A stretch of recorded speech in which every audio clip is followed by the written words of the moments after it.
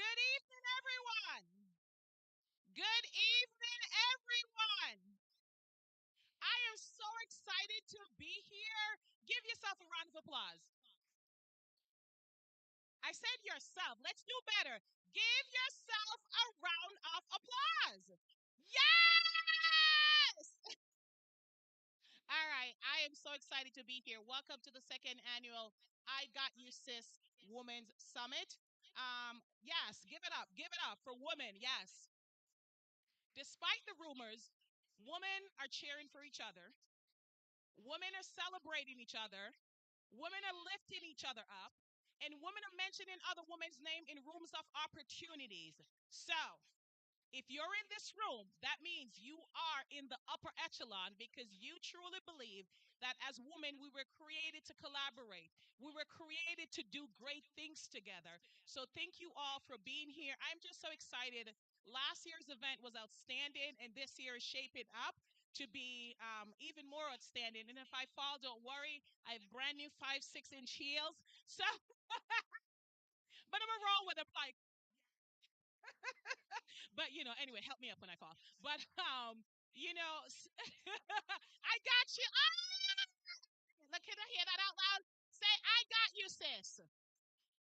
Yes. Okay. So the idea for I got you, sis, so my entire life I've been fascinated by female relationships. I think that, we have sisters, we have friends that are like sisters, we have women that help us along the way, we have women that mentor us.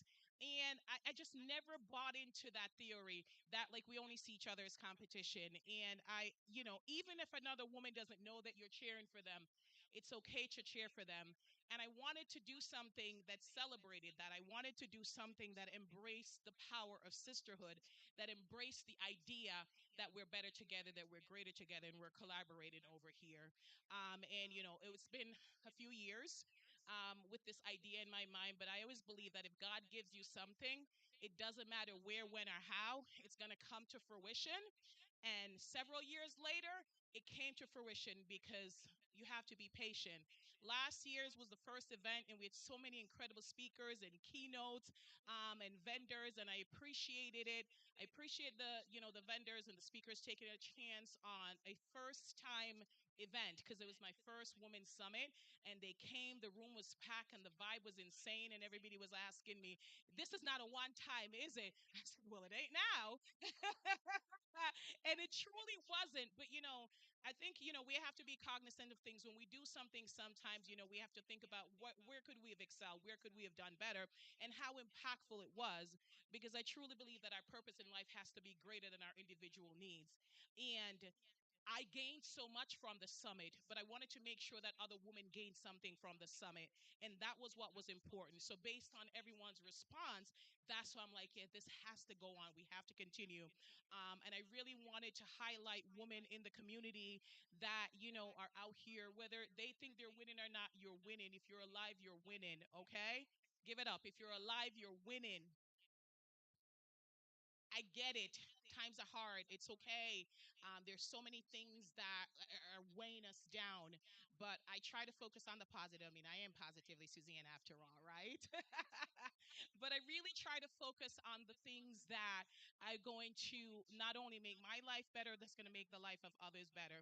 And I counsel a lot of women and I mentor a lot of women, and a lot of times they don't have the experience of having strong female relationships. I was telling two of my friends earlier.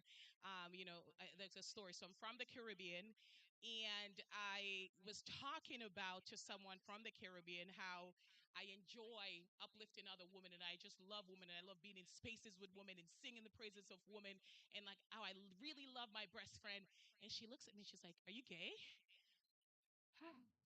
And yeah, I did chuckle, but then I thought about it, and then I had the conversation with her, because the thought that if I love another woman, the thought that if I'm cheering for another woman means that I am attracted to that woman. It made me sad, because for me, I thought that she has never truly have an impactful feminine relationship.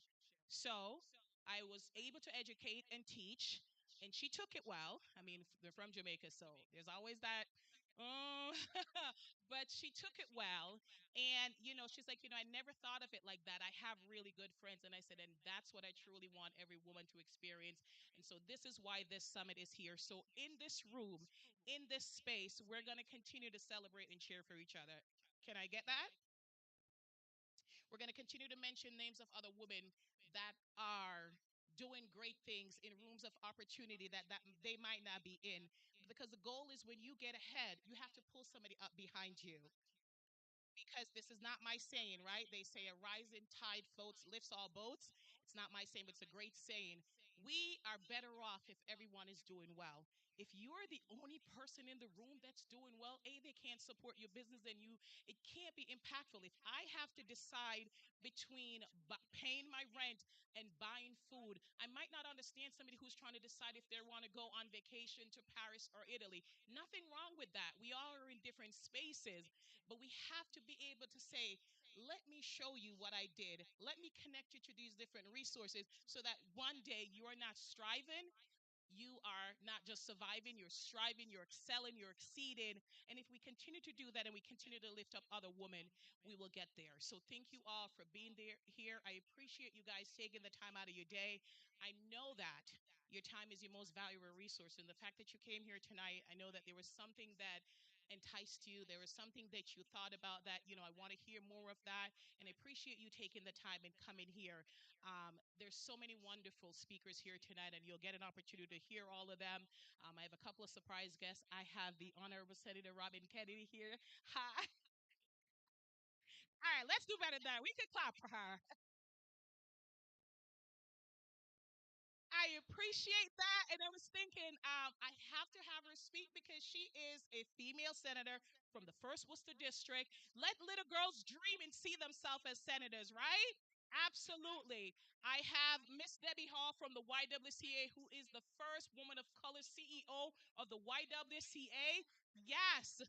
So I'm like, I wanted you guys to see women in different levels, in different spaces, and I want you guys to see yourself in that. So thank you all for being here. And I do want to shout out. So I know that we did the dance party. So if you came after 5:20, you missed the dance party. You missed it, but it's okay. We'll do some more later on. But we have 5 phenomenal vendors in the back. Let's give it up for the vendors. We have Bree Sweet Treats for your sweet tooth. We have Cafe Romeo for your comfort food, mac and cheese and chicken wings. We have Lusu's Beauty for your beauty. I mean, I like me some makeup, right? We have Candles by Darnella with some sweet smelling candles. Yeah, and soap. And soap. Yeah, homegirl is moving on up. Like the Jeffersons. All right. And then we have Bernadette from Naturally Aesthetics. It's all about the skincare. All right. So, guys, we are not only going to feel good tonight, we are going to look good. And I have the honor of being here. My name is Positively Suzanne. For those of you who don't know me, my birth name is Suzanne Graham, and then I married, and so it's Suzanne Graham Anderson, or actually Suzanne Marshallette Graham Anderson. But my family called me Sasha. So I have a few names, but the one name that I gladly answer to is friend. All right. So, supporter of women. So, I have the absolute honor and privilege to welcome today a woman who's no stranger to you. She's our senator from this district. She's the one that goes to these events and remind us as little girls we can dream it, we can see it, we can achieve it. So, please give a round of applause for the Honorable Senator Robin Kennedy. Of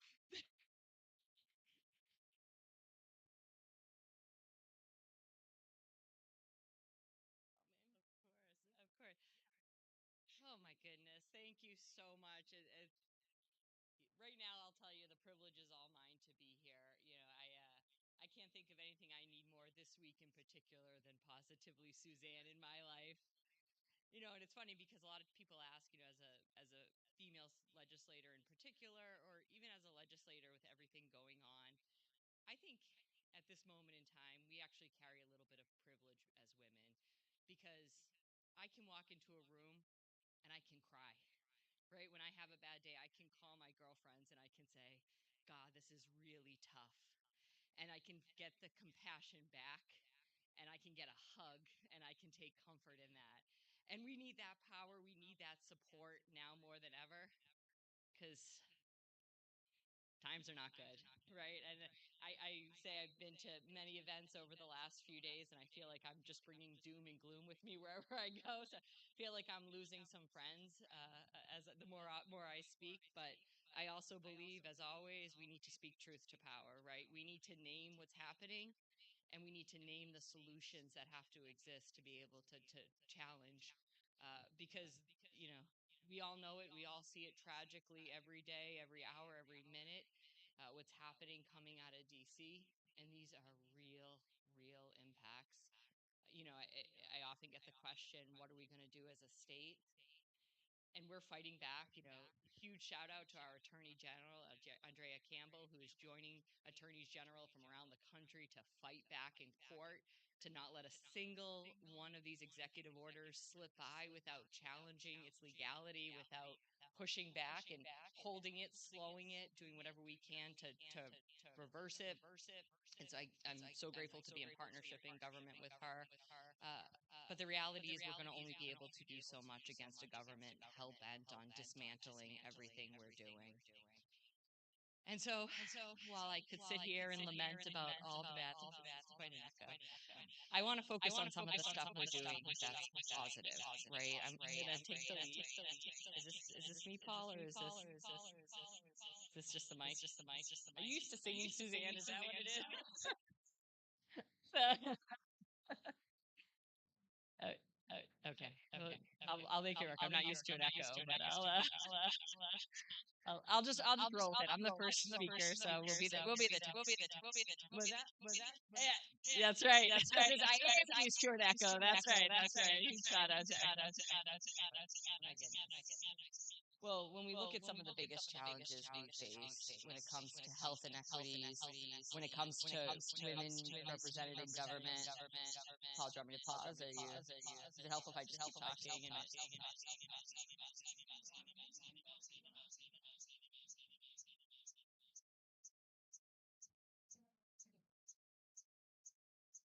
This is what women do, right? We roll with the punches, we keep the event going, we just say, we'll figure it out.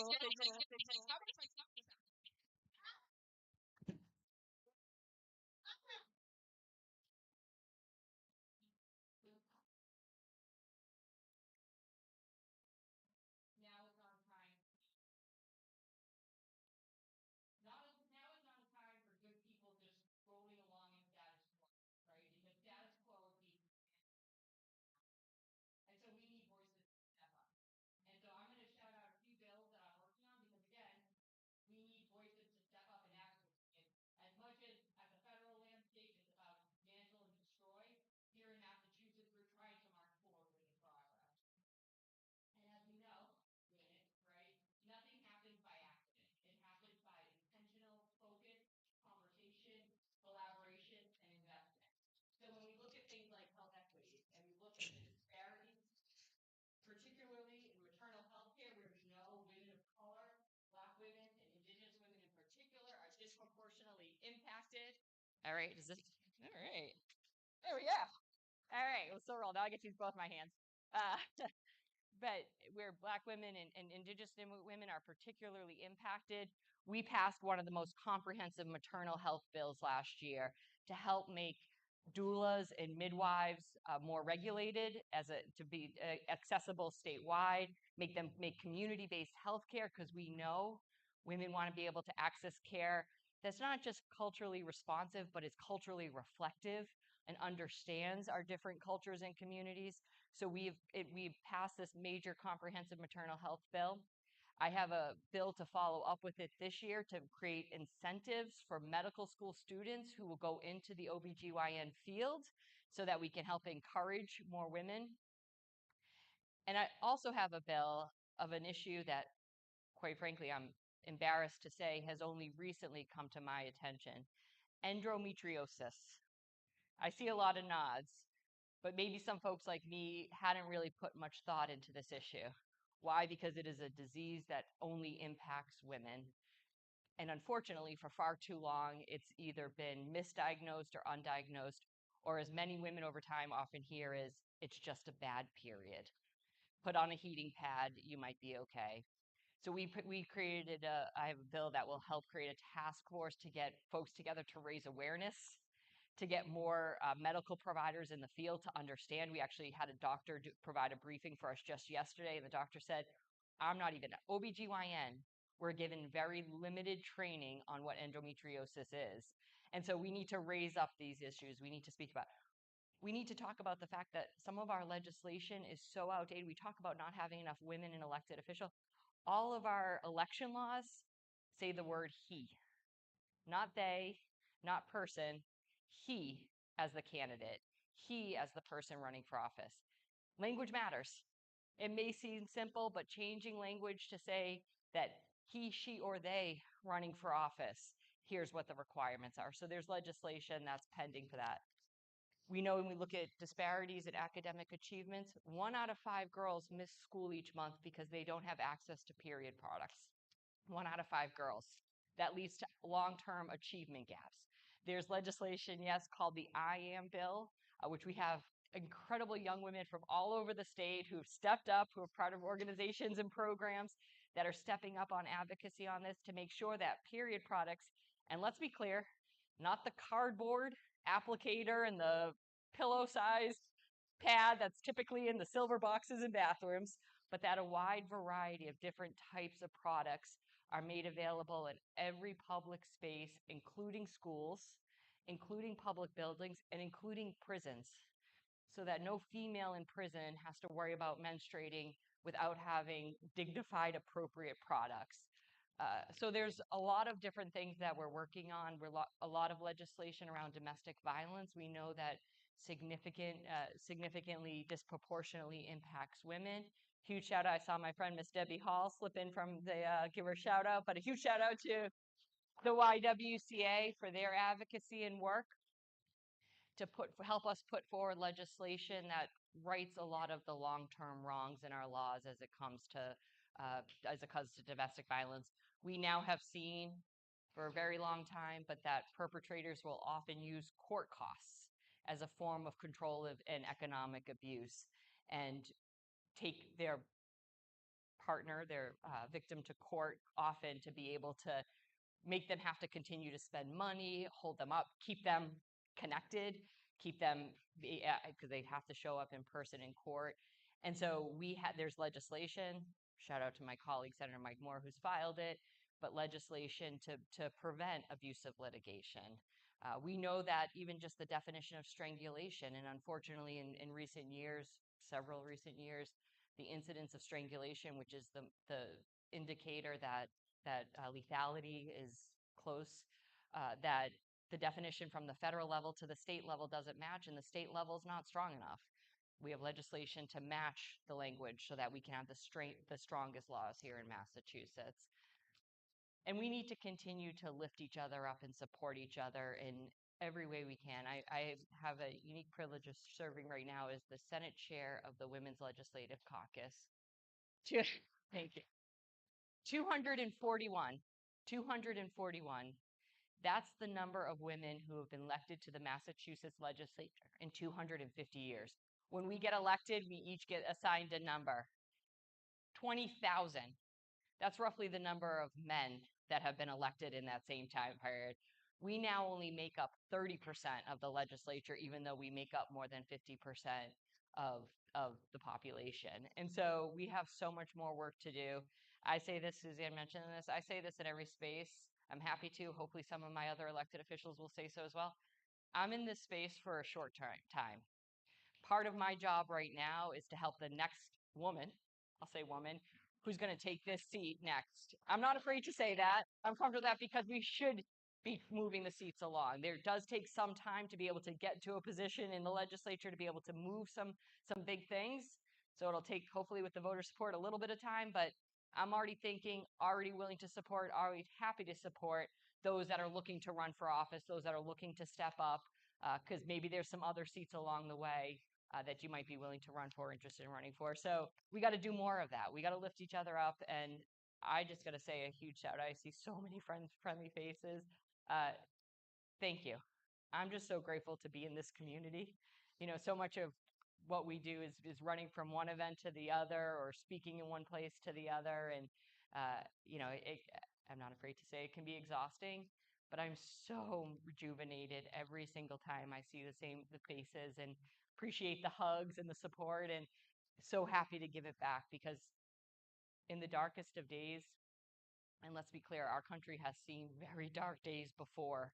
It has been community. It has been the people. It has been the women who have risen up, who have stood together as community, and in that collective power of community has made monumental change. And so we need us now again more than ever. And I'm so grateful to stand with each of you. So thank you so much.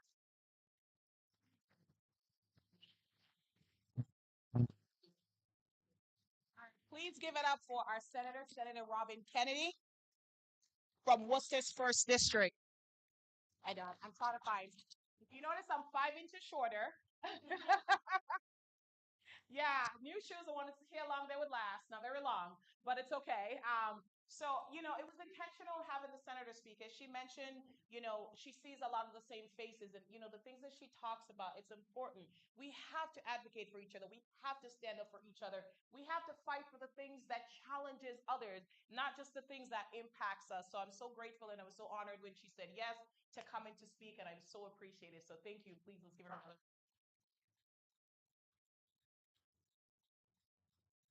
had her as a surprise guest. I'm like, those who signed up will get to see it because I didn't put it on Facebook. I'm like, all right. Okay. So I love just women that just display amazing talent.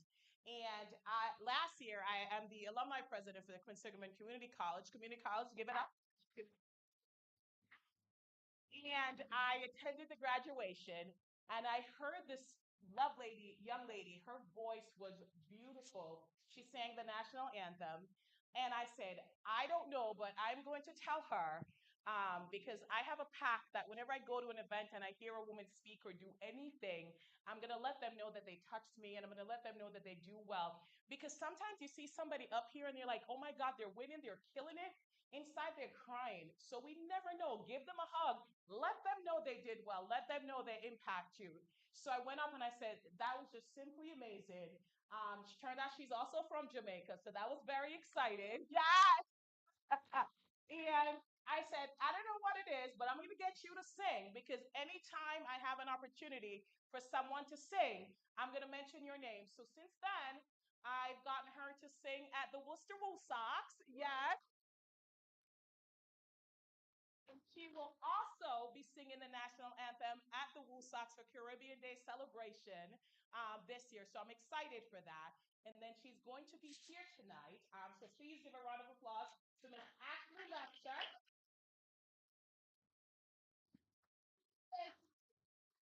Two female empowerment song, and I'm going to let her sing. Before I do that, so if you guys have your agenda right at the bottom, I know it says it, you can scan the QR code and you can get a chance to go through and see everyone's bios and everything. And that was a lesson learned from last year when I spent almost $300 on printing. Yes, lesson learned. So this year I'm like one sheet, you all. So please, you can go and read everyone's bio. And without further ado, I'm going to put the words up just in case you guys want to sing along if you're feeling brave. Good afternoon, everyone. Hi, how is everyone doing? Do we feel good? Yeah, we're in a space with women just empowering each other. We should feel good, shouldn't we? All right. I was tempted to say amen. Can you tell I'm a church girl? All right. Amen. Amen. But, but, but yeah, I'm going to be saying some songs for you guys. I hope this can also encourage you, empower you. Yeah, so let's get to it. Can you guys hear me well? All right. Okay. Yeah,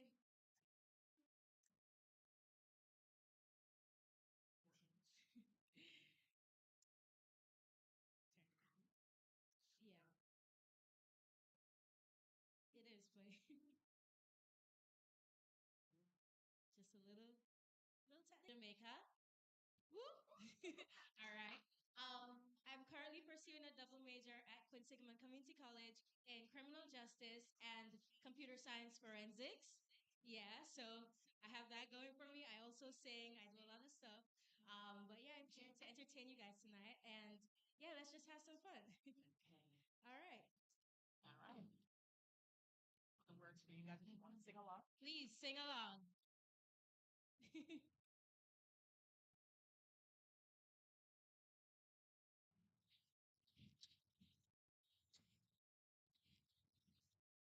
I used to bite my tongue and hold my breath, scared around the boat I made mistakes, but quietly, agreed politely. I guess that I forgot I have a choice. Unless you push me past the brink, I stood for nothing, so I fell for everything. Held me down, I got up, already brushing off the dust. Hear that sound, hear my voice, like thunder gonna shake the ground. Held me down, I got up, get ready 'cause I had enough. See my voice, see that now. I've got the eye of a tiger, fighter, dancing through the fire. I am a champion, and you're not here. Roar louder, louder than a lion. I am a champion, and you're gonna hear me. Roar, oh, oh, oh, oh. Roar, oh, oh, oh, oh. Roar, oh, oh, oh, oh. You're gonna hear me. Roar. Yeah, I'm floating like a butterfly, scared around the boat I made a cake. I stood for nothing, I fell for everything. Held me down, I got up. Get ready 'cause I've had enough. See my voice, hear that sound, like thunder gonna shake the ground. Held me down, but I got up. Get ready 'cause I had enough. Hear that sound, hear my voice. I've got the eye of a tiger, wild, dancing through the fire. I am champion, and you're not here. Roar, louder, louder than a lion. I am champion, and you're not hear me. Roar, oh, oh, oh, oh. Roar, oh, oh, oh, oh. Roar, oh, oh, oh, oh. You're not here. Roar, hey. Roar, oh, oh. You hear me roar. You're gonna hear me roar.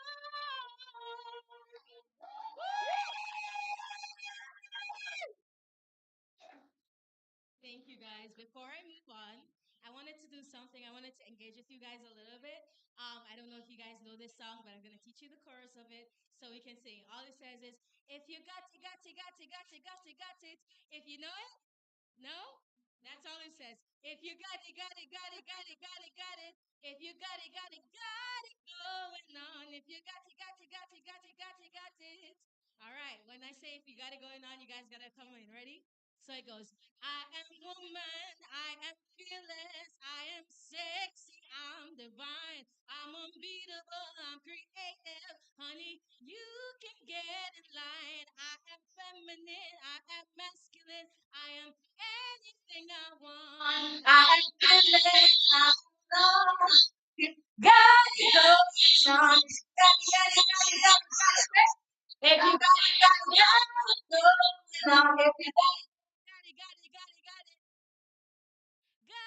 going on. Can I just get a round of applause for everyone? Woo! All right. Yeah, so the next song I'm gonna sing, I didn't realize I didn't know this song that well, but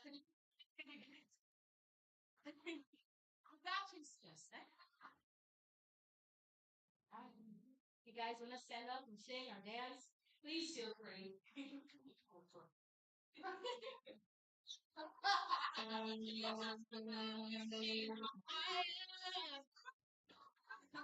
Hotter than a fantasy. Going like a highway. She's living in a world and it's on fire. free, but she knows she can fly away. Sing, whoa, she's got both feet on the ground, and she's not turning down. Whoa, she's got her head in the clouds, and she's not breaking down. Can I sing it? This girl is on fire. This girl is on fire. She's walking on fire. This girl is on fire. Woo, y'all sound good. Looks like the velvet she's aflame. She's bright, she can burn your eyes, and it'll look the other way. She's like when you never get my energy. Her kind of sun. She can buy you anything. She's got her feet on the ground. She's not backing down. Oh, she's got her head in the clouds, and she's not turning down. This girl is on fire. This girl is on fire. She's walking on fire. This girl is on fire.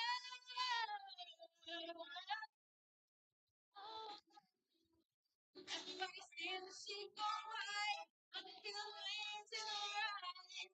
And the lights up tonight.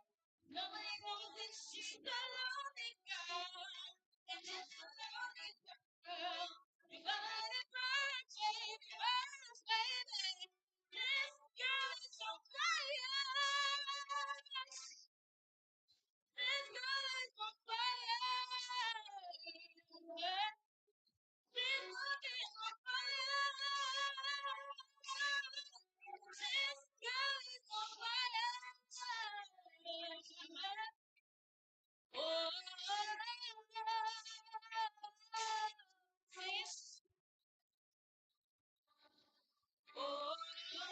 this, oh,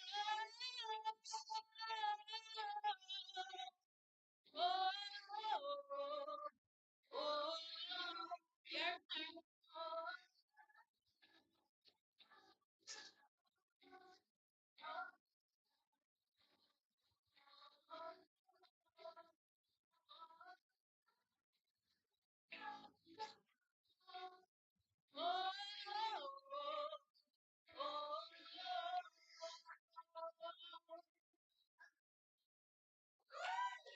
She's just a girl, she's on fire. Yeah. Woo! All right. How's everyone feeling? Feeling good? So, they're on fire. What once I officially entered, I'm not going to say auntie, but the older ages, and it's our responsibility to mentor and nurture and bring along the young ones. So when you see talent like this, when you see them doing things, shout their names out in rooms of opportunities, bring them along because we want to see this girl with a record deal, okay? Yeah.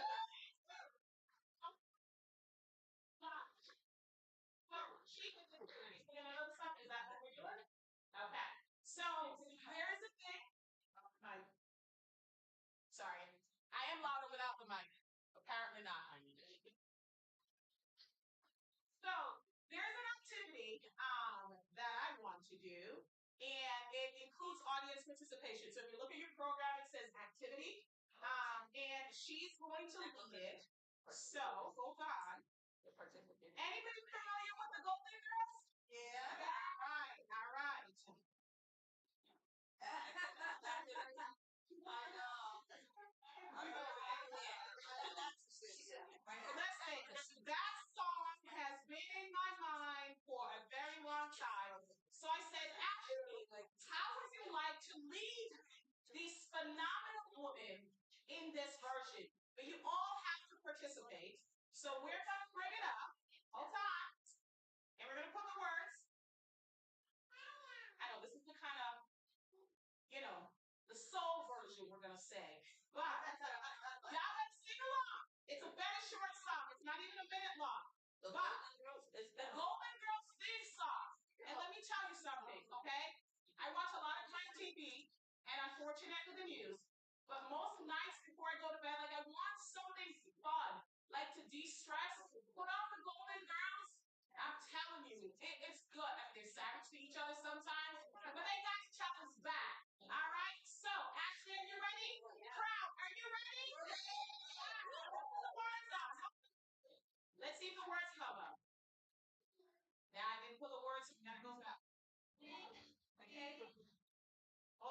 them the words. All right. So y'all can't get the remix. The karaoke. Yeah, that's right. Come find it. Yeah. All right, I'm trying to find it. All right, sing along lyrics. Hold on. It's coming. Let's go. Go ahead. Thank you. It's okay. Thank you for being my brother.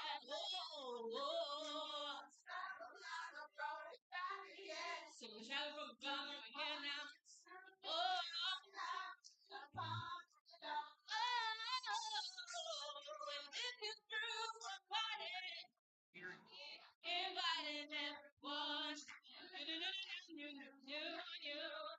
The biggest ever looking girl.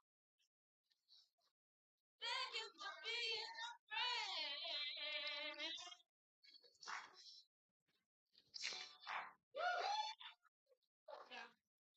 Thank you so much. Thank you.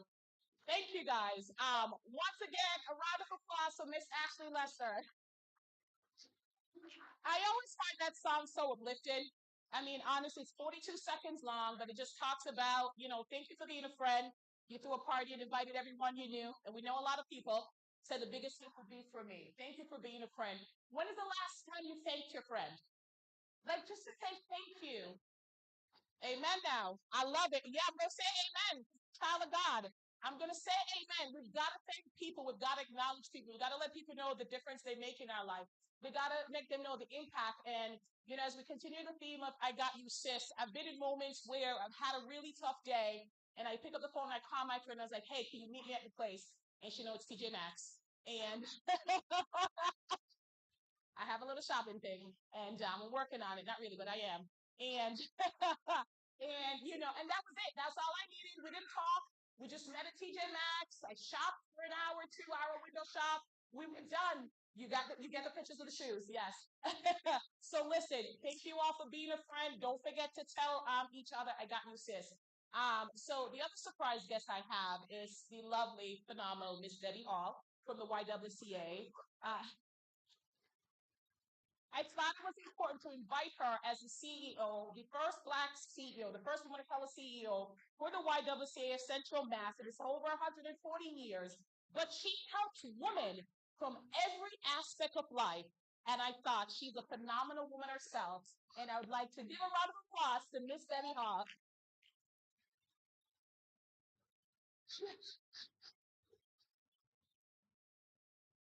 Thank you for being friends.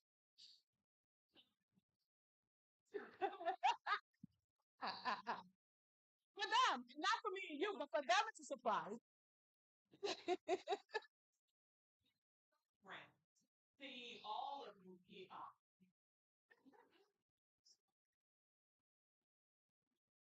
Too much time because I'm told that I need to say a few words this evening, but it is great to see your lovely faces. I think I was tasked with talking about the YWCA, but I'm moved to talk about something else because we get people at the YWCA and see the work that we've been doing. But I was thinking about the theme, I got you, sis, and what that means to me. And so as people send folks my way, Debbie, I need you to meet someone. I know exactly what it means, especially if it's a woman. And a woman of color. They need to see me. They need to make connections. I need to do what I need to do in my position to make things happen for them. So one of my favorite quotes is from one of the most profound thinkers I know, and one of my favorite authors, Toni Morrison. And the quote goes something like this. And she talks to her students. She said, when you finally get these jobs that you have been really brilliantly trained for, remember, if you have power, your job is to empower someone else. And if you are free, your job is to free someone else. Right? So we can't sit in knowing that we have done fabulous things like all of you here in this room. Our job is then to help the next person. the next woman, the next woman of color, right? And that doesn't mean just when we're struggling, right? It means if I'm in a room, like here, I need to speak someone's name. When you're not in one, as Senator Kennedy said, she's keeping the seat warm for a reason. I won't be in my position forever. That's not the plan. It's for somebody else to do it. I can be the first, but I've done that now. There's no pressure. We can keep this going, right? And as I explained to my niece one time, we were on where were we going? I don't know, but she works in justice system, criminal system, and at one point, she said, "I'm Debbie, I'm having this issue at work with a colleague who didn't like women and would make remarks about women and women in power." And at some point, he said to her, "If you're ever in need, I will not be showing up." Right? I said, "Well, what did you do?" "Well, nothing, Aunt Debbie. I can take care of myself." "I don't need him. I'm going to take care of myself." And what I explained to her at the time, it's not about what you think you can do. You have an obligation to other women who come behind you. Because he has truly, right, made some misogynist remarks, and it's dangerous. You need somebody to back up if the call goes out. Wasn't a year later, I called her. Something else had happened, and she got activated somehow. I don't know. Started organizing, and it was me saying, "Slow down a little bit. I need you to be safe." "No, baby, I got this. We got this. We organized around this issue, and we're going to move forward because we need to do the right thing." So that's an indication to me that that was my job as aunt to say, "Hey, you need to think about others. It's not about you.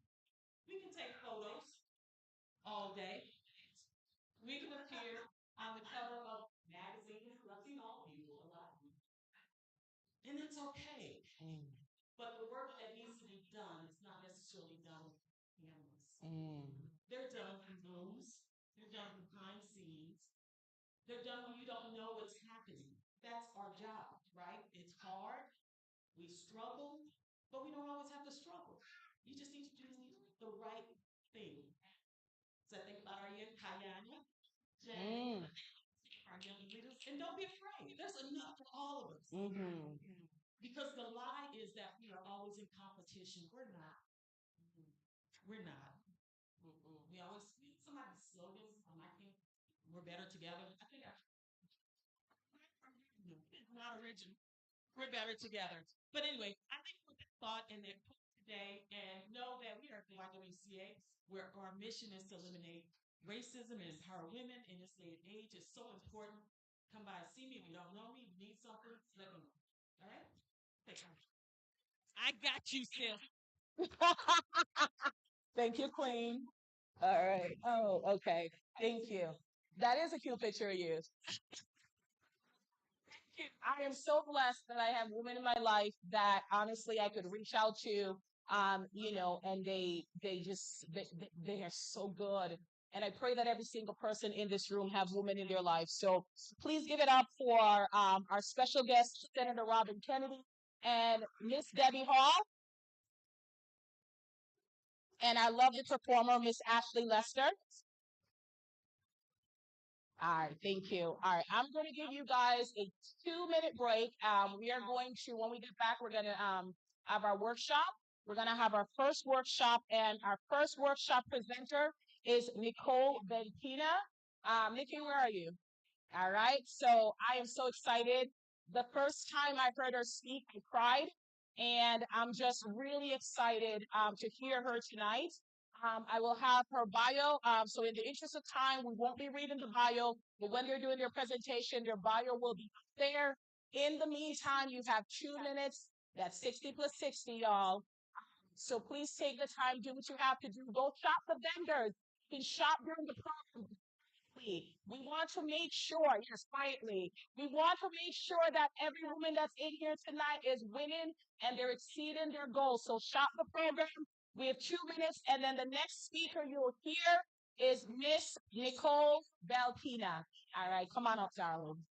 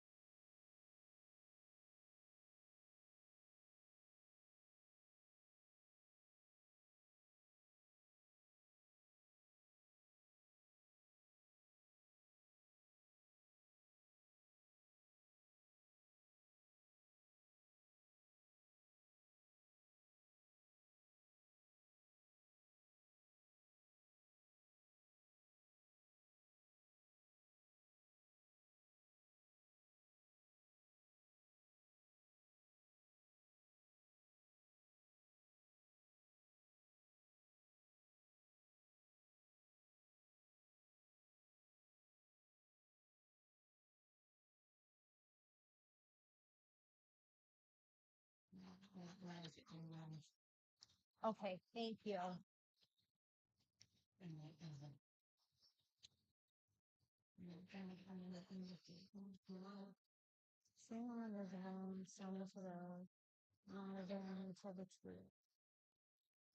All right, folks. If we can find our way back to our seats, please.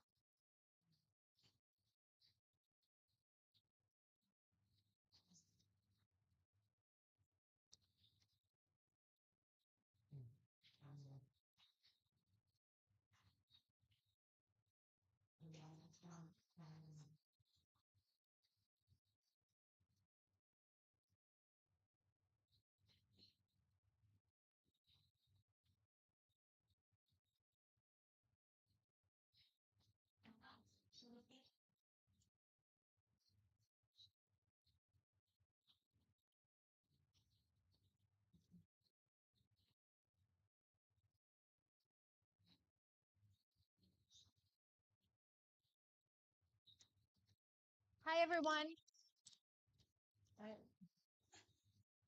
Let's start. Hi, everyone. So, good evening. Sorry. Let's put it down on your jacket. Thank you. 2 files under you. Thank you. All right.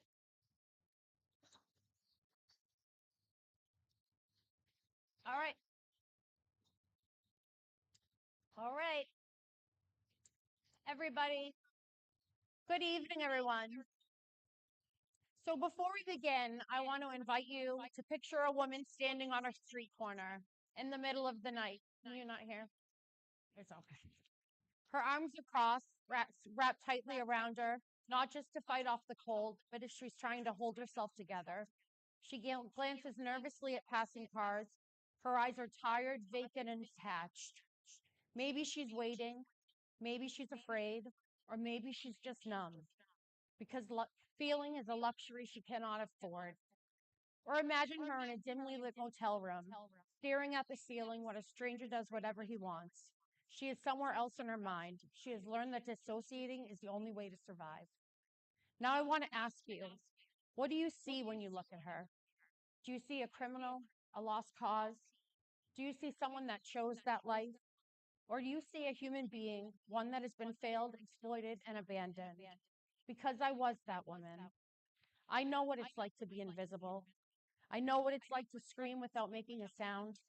I know what it's like to be treated than less than human. But I also know what it's like to survive. And I'm standing here today because someone finally saw me, not as a problem, but as a person. I am here to tell the truth that society fails to acknowledge, the truth about prostitution, about addiction, and about violence. The truth that prostitution is not a choice, it is a consequence. And today we're going to talk about how we break that cycle, how we build a world where no woman has to endure what I did, because change is possible and it starts right here, right now.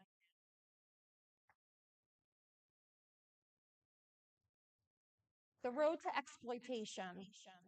The first wound. So when people ask, how did you end up in prostitution? They expect a simple answer.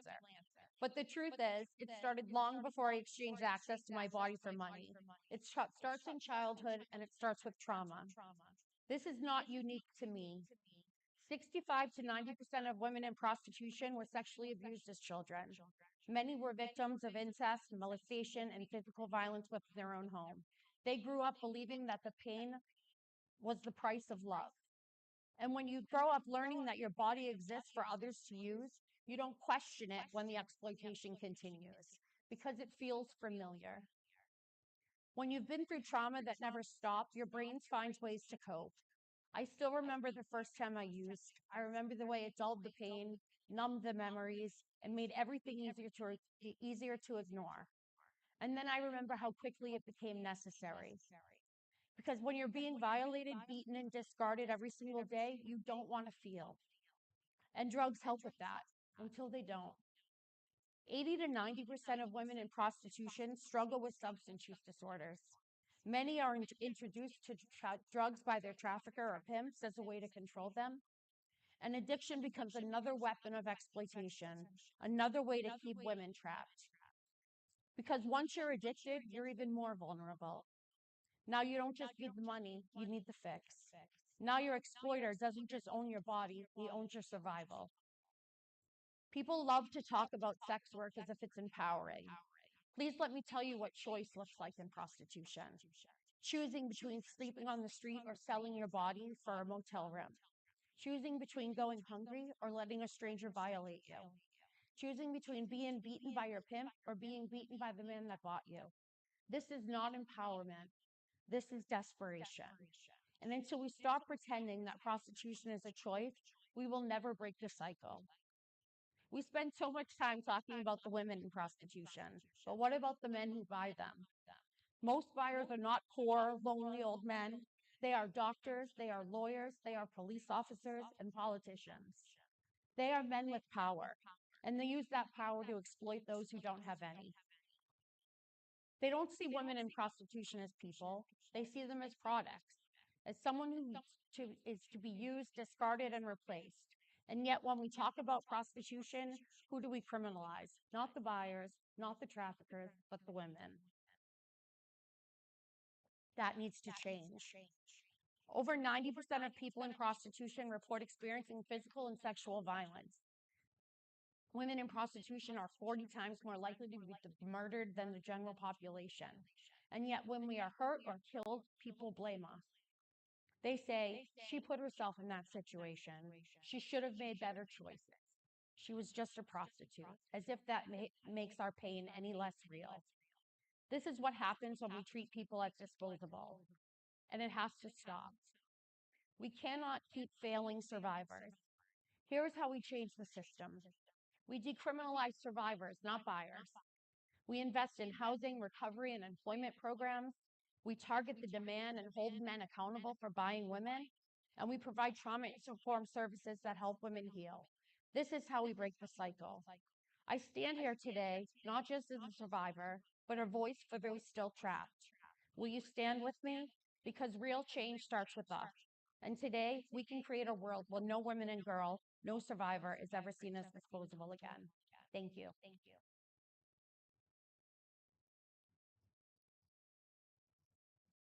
Thank you.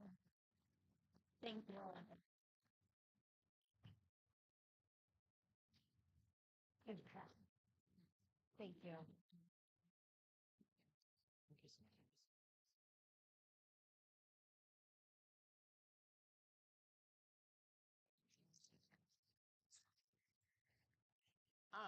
Thank you, Nikki, for sharing your story. As I mentioned, through a program through the Worcester Chamber, Leadership Worcester was the first time I got to hear your story. And, I truly admire your bravery because so often women that are criminalized, victimized, they feel so alone and isolated. And there's a shame and stigma attached to it. And because of that, they don't share their stories, and others, because they can't hear their story, they do self-harm because they think they're the only one and it's never happened to anyone else. So I thank you for that, for standing up, for sharing your brave story. There's no shame, there's no stigma. And thank you for the work that you continue to do, continue to advocate for others so that they do not have to go through the things that you go through. So please just give her a round of applause. Thank you. And I love that even in your trauma, there were women that helped you along the way, because we will stand up for other women. Thank you so much. Appreciate that. Thank you. We are going to move along in the program. So the next speaker we have is another phenomenal woman, Miss Yolanda Roymas Guzman. She will be speaking on, well, I'll let her tell her what she's speaking on. So you can certainly, if you scan the QR code, you could see the entire program, or you can do their bio. You might need glasses to see it, but it's okay. Please give a round of applause for Miss Yolanda Ramos Guzman.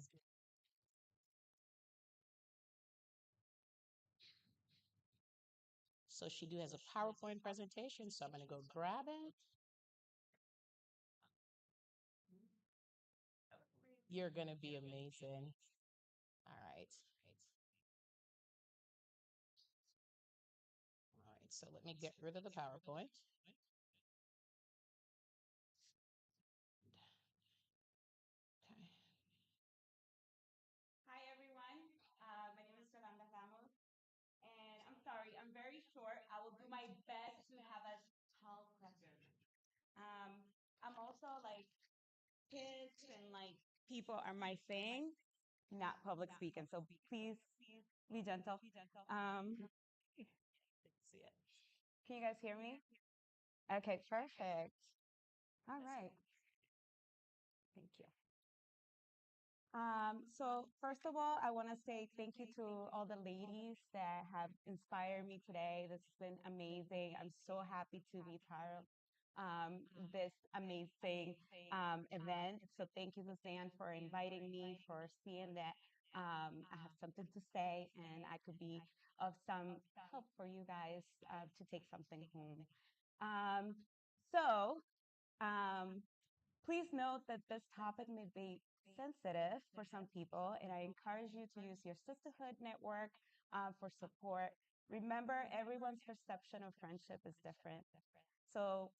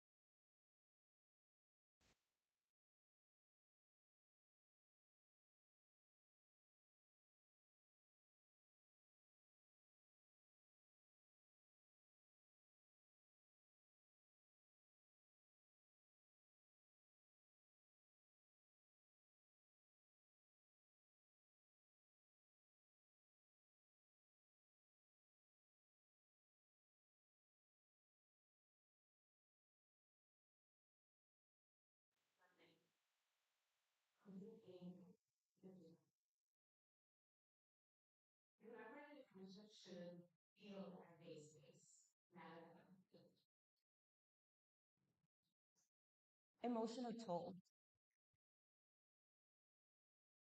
Toxic friendship drains all of us. Do you feel like you're walking on eggshells? Like every conversation drains you instead of uplifting you? They can increase stress, anxiety, and even depression, lower self-esteem, and distort self-image.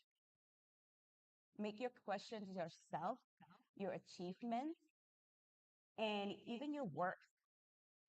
If you ever have an interaction of feeling emotionally drained, like you just fought a battle, ask yourself, is this friendship feeding me or depleting me? They're energy suckers. We call them positively vampires. They take all the positive out of around you, all that energy that makes you you. Recognize these patterns is the first step of breaking free and reclaiming your peace. So, what are you to do, right? First of all, trust your gut. If something feels off, don't ignore it. Pay attention to how it feels before, during, and after that interaction with that person. Observe how they treat others. That's a big one for me. I take notice on how that person takes care of others or how they approach other people. Sometimes we become so used to toxic environments that they start to feel normal. Stay aware of those red flags. Set boundaries. Your mental health isn't up for debate. It's important. Be clear about what behaviors you won't tolerate. Setting boundaries is not mean. I think I hear that a lot. That people feel that setting boundaries is mean. Oh, I don't want to be mean. I don't want to hurt people's feelings. It's not mean, it's self respect. Communicate, but don't fall into the guilt. That's a big one with toxic people. Toxic friends are expert at flipping the script and making you feel like a bad guy. Don't engage in the guilt trap. Don't fall for it. Keep your words direct, clear, and firm. Evaluate the friendship. Ask yourself, does this friendship uplift me? Does it drain me? Do I feel safe with this person? Am I constantly judged, corrected, or criticized? Do I always show up, but they don't show up for me? And if that answer is yes to any of those, it's time to step back. So, letting go is hard. We all know that. Letting go of, things that you love, things that you care about, people that you care about, whether it's a romantic relationship, whether it's, a friendship, even when you're sending your child to college, it's hard. Letting go is hard, especially when there's close bonds, like a friendship, especially in female friendships. But remember, you are not a rehab center for people who refuse to change. You don't owe toxic people or toxic friends your time or your energy or obligation. It's not your responsibility. This doesn't mean that engaging in drama isn't what you're doing or pushing back. It's, you know, creating that distance or protecting your peace. It doesn't mean that you're creating drama. You're moving forward with grace, and that's totally okay. Protect your energy and choose wisely when you move forward. Think of your personal space. I like to think about friendships as bubbles, right? My inner bubble includes me, my husband, my children. And then I also have another bubble where I include my closest friends.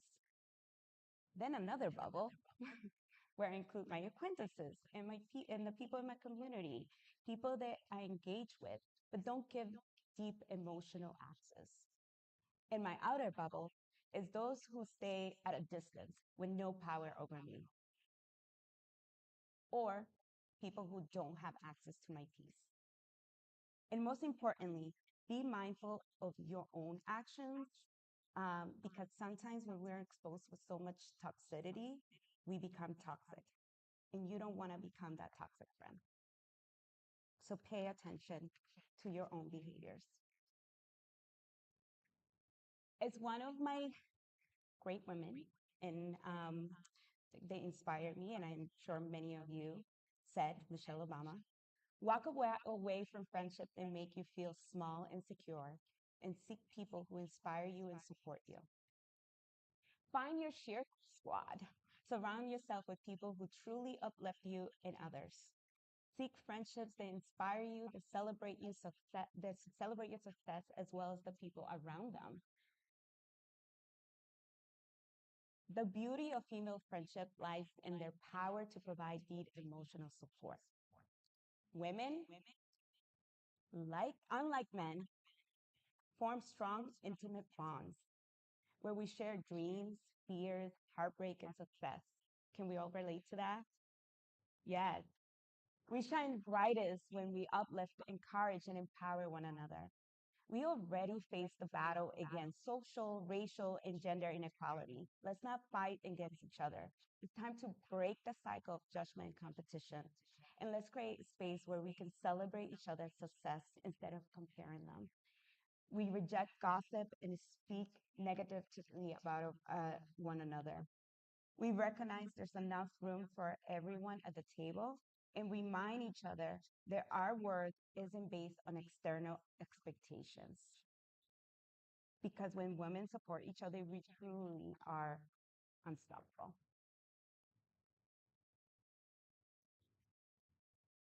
So, our early childhood experience, and as an early childhood person, I'm going to put my early childhood hat, shape how we view the world and the people around us. So I encourage you to have that compassion for yourself and for those who come to mind when thinking about toxic female friends. Remember, you are not responsible for fixing others, and dimming your light to make them comfortable is not your responsibility. As a mom of a young girl, I see firsthand how toxic female relationship is, and it can start very early. So let's show the next generation that life is too short to carry the weight of people who drain your spirit instead of uplifting you. Let go of friendships that no longer serve you and embrace the ones that lift you up. Don't feel guilty about removing people who negatively affect your energy, mental health, and self worth. And remember, others people's opinion is none of your business. You are not supporting actor in someone else's drama. So today I challenge you, let go what drains you and embrace what fills you. Choose peace and choose joy. Thank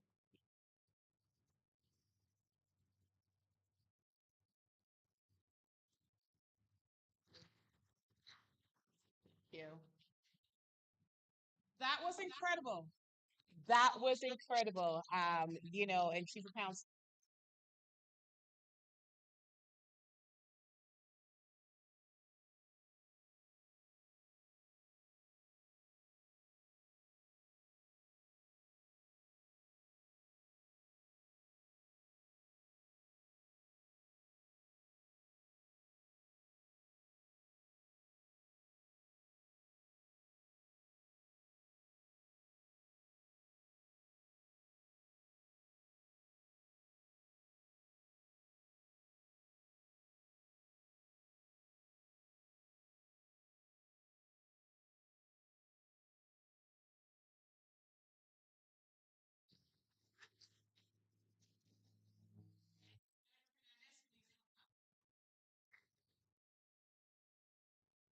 Miss Natalie Rodriguez, please come up. And our fantastic moderator, Miss Carla de la Cruz Davila. All right, so while they're getting themselves set up, and Carla's going to be here, and Carla's going to be taking this mic. So the panel is 1 hour, so you'll get an opportunity to hear these phenomenal women. This setup, this lineup is just so incredible. But I do want to call out something because so this event, so I'm so grateful that we were able to offer it free. And because of some incredible sponsors. And it's possible because I got sponsorship. And so my first sponsorship was from the Division of Justice, Equity, Belonging, and Identity at the College of Holy Cross. Let's give it up. And I got this sponsorship because a woman saw my post on Facebook, a phenomenal woman reached out to me, and it's somebody who I admire, by the way, and said, hey, I'm going to mention your name in this room. I'm going to send it to them and ask them to sponsor you. I didn't ask her, and they did sponsor. So Ms. Tita Farad King, thank you so much. Yes, she's a new mom. So, and this is what I'm talking about: women mentioning names in rooms, and truly, I was inspired. And so, thank you. The second one is from the Office of Access and Opportunity at Quinsigamond Community College. And I have to, because I do so much at QCC, I wasn't going to ask them. And I was with Miss Michelle Vigneault, who is the Director of Development, and she said, you should ask. And I asked, and they sponsored. So thank you so much for encouraging me to do something that I was like, yeah, I'm not going to do it. I bugged them enough. And then the final sponsorship that I only received this afternoon as I was coming in, loading up the things, was again by another woman who reached out to me, Miss Armida Abreu. Thank you. I was open and she called and she was like, and I tried to answer the phone. And I'm about to say, like, girl, I can't even talk.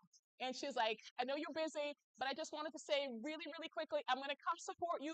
But I want you to know that E4All, just to thank you for all that you do, we're going to sponsor you, be one of your sponsors. And I was so excited. So thank you so much. I appreciate it. And this is what I talk about when I say I got you, sis. 3 female connections doing their own thing and getting sponsorship. So I'm going to slide this over, and we have Miss Carla who's going to start. Let me put that in. And I promise you, I will time them and they will give you the hour because I want to make sure that you get it. Don't you worry. So we're there. We got her.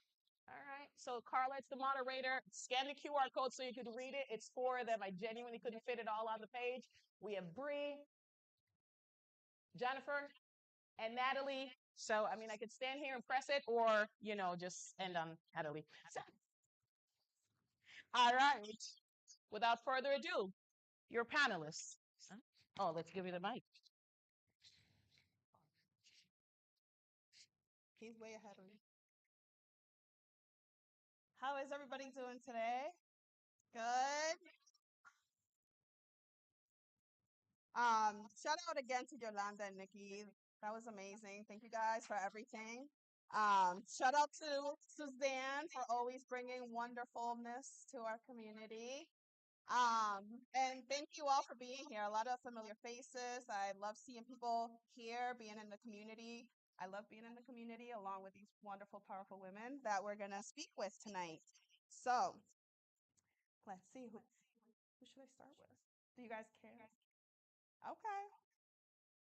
All right. So, Bree, can you share a moment when sisterhood directly impacted a major business decision?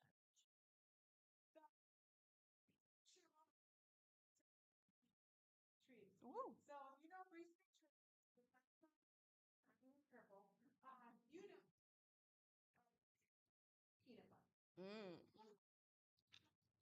Woo!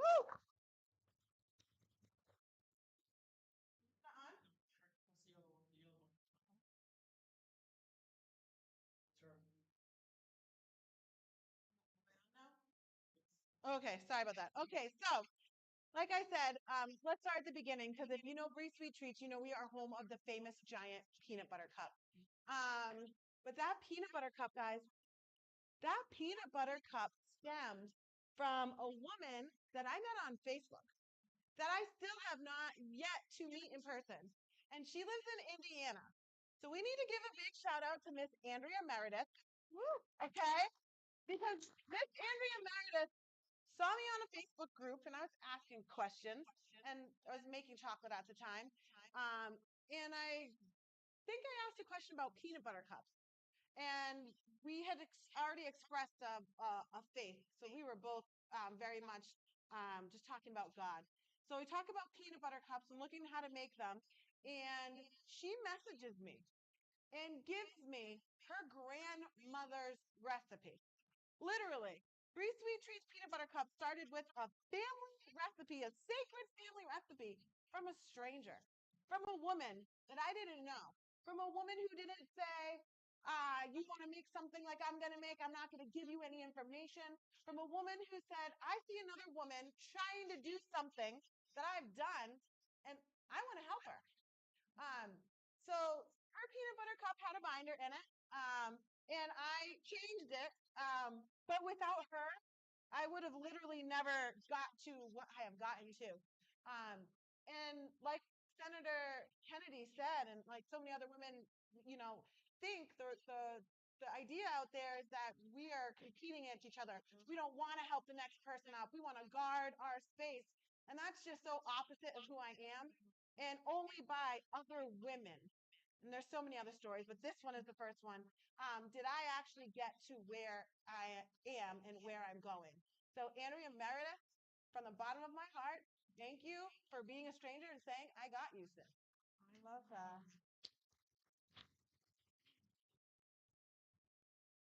Okay.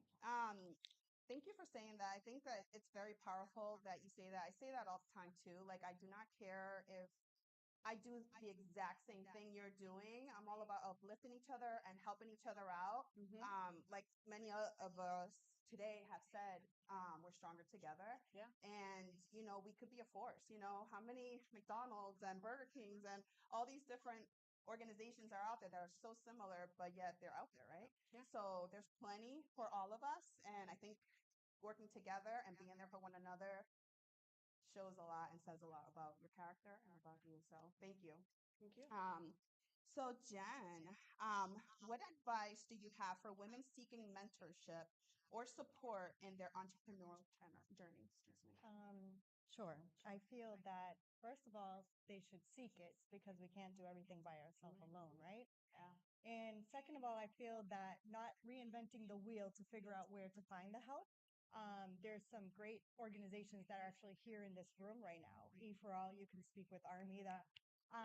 CWE, I think Harlan's here, the Chamber of Commerce, all of these organizations that are at your fingertip and are free resources to actually help you build your tribe of people that will support you, because sometimes it's just not a best friend that's going to support you in your entrepreneurial journey because they don't even understand what you're going through.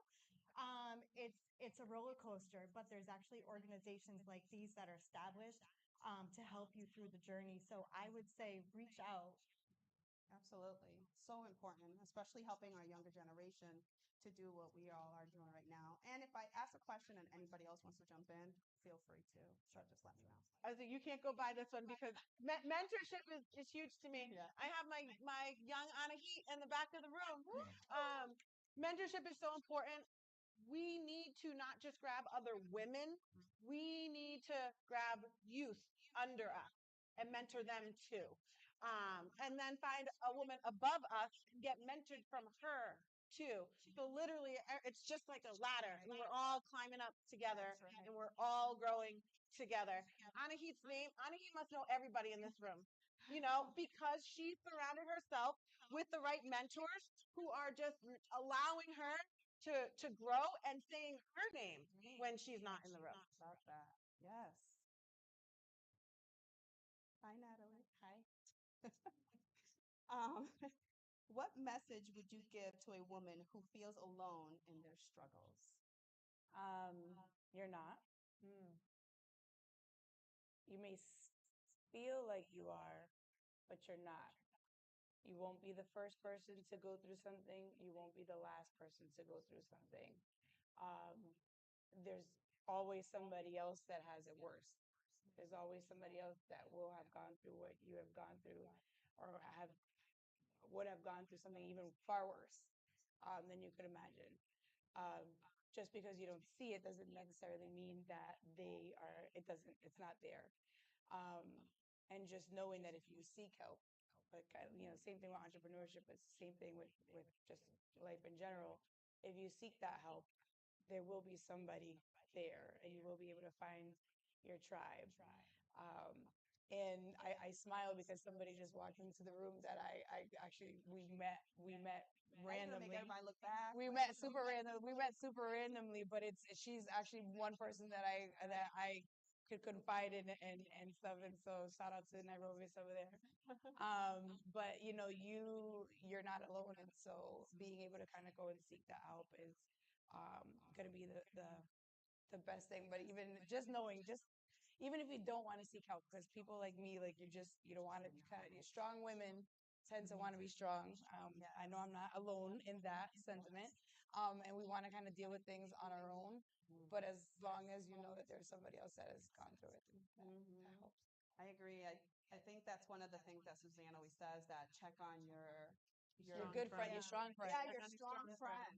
Because sometimes we're like, oh, she's amazing, she's great, she's so strong, and you're like, we don't need to check on her. She's good, and sometimes you do need to check on them. You need to make sure that they stay positive and wonderful and amazing. So be there for your friends and continue moving forward. Does anybody else want to add anything to that? Yeah. All right. So Bree, how can women be more intentional about uplifting each other in business? So this is just something like I live by, and it's just who I am. And being intentional is intentional. So if you haven't thought about when I'm in the room, who can I help? Who isn't in this room? Or who is in this room that I can make this resource to? Then now is the time to start thinking like that. Because so many women have said my name when I'm not in the room, which have led to all of my various steps of growth, that I literally make it a point. I walked in and my youth employee, Anna Heath, she just got accepted to Clark University. She was telling me her political science aspirations. And I said, Senator Robert Kennedy's here. Kaylin is here. All these people are here. Let me introduce you. Yeah. And then Kayana, I said, let me introduce you to someone. And turns out they already knew each other. But that was literally my first thought is, you need something. I know someone who can help you. Let me make those connections. And when I do that for young women, for entrepreneur women, for everybody, everybody grows. There's no downside to helping the next person, to creating a bridge and becoming a resource. So the way to be intentional about it is to literally actively put it in your mind. Who can I help today that is or isn't in this room? And then go and do. Yes, absolutely. All right. Jen, what does building an intentional village of support look like to you? I think it starts within first. I think it takes some understanding of who you are and the characteristics that are important to you to be able to then kind of look outside to see what your village, what you want it to look like. Who do you want these people to be? Because your village becomes a very sacred space. And just like Yolanda was saying, when you're letting this toxicity just flow into it, it can ruin everything. So I think being really intentional about understanding who you are, what you represent as yourself, because you are a brand too, and making sure the people that you are connecting with and building the village represents the same things that you stand for too. Yes. I do want to add to that because so being kind of like what Jolanda was saying, she's like, I'm all about being out there, advocacy, work, and whatnot. But standing up here, you're like, oh, public speaking, oh. But guess what? Guess who gave me that first opportunity? The one back there walking around, Miss Suzanne, gave me the first opportunity to be on a panel. Nobody else has ever done that, but just having her believe in me gave me that strength that I needed to be up here in front of all you guys right now. So we need people like that in our lives that are going to continue to uplift us and empower us to be doing stuff like this. So definitely part of my village, that lady right there.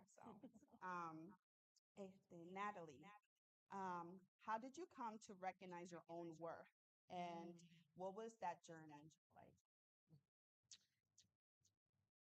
I think that's a tough one.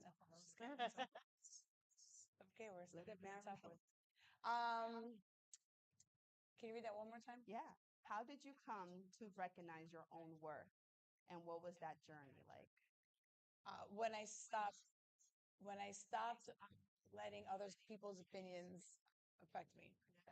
When she said that, that's like I say that all the time. When I give speeches and stuff, like my mom, I always talk about it. Like my mom always taught me other people's, if they don't, si no pagan los biles, pueden decir nada. Like if they don't pay your bills, like they can't say nothing. So if you're not paying my bills, you have no opinion. Because opinions don't pay bills. Right? And so since opinions don't pay bills, um, that they don't matter. And so then that's where your worth comes. Because nobody else's opinion of you matters. The only one that matters is your own opinion. And so you should be the way I recognized my own worth was the moment that I decided to no longer care what anybody else thought about what I did, where I chose to go, what I chose to do. And you have to continuously go through that journey. It happens multiple times. It doesn't just happen once. This is something that you continue to evolve in. Once I realized that, and so you said that journey. Well, the second part of that was, what was that journey like? Yeah. It's an evolving journey. It doesn't just happen. It happens once for that season, and everything is a different season. And so you're going to continue to grow into your seasons, and something else is going to happen, and then you have to figure out your next season and what that looks like for you. And so figuring out your worth in every single season, as long as you continue to stay strong, I think is kind of where I've been able to kind of push forward. I love that. Thank you. Bree, um, um, how did you build a network of supportive women who helped you grow? How did I build a network? So Good at it. I don't eat and I don't sleep, and I go to every single. No, I'm joking. Only partially. How did I build my network? I made it a point to get into the rooms and places of women that I admired, of women who inspired me, of women who were successful, had a positive mindset, a growth mindset. And then I made sure to find out where those events were. Where were they happening? The Worcester Chamber is great. The Center for Women Enterprise is great. E for All is awesome. Basically, any place that was moving and shaking and like-minded women were at, I made it a point to get there. And I made it a point to bring them into my business. And I'll just side note really quickly. One of my very good friends, Shaylee Cologne, is one of the reasons I even have my first location in the Worcester Public Market. So I surrounded myself with amazing women who were doing amazing things.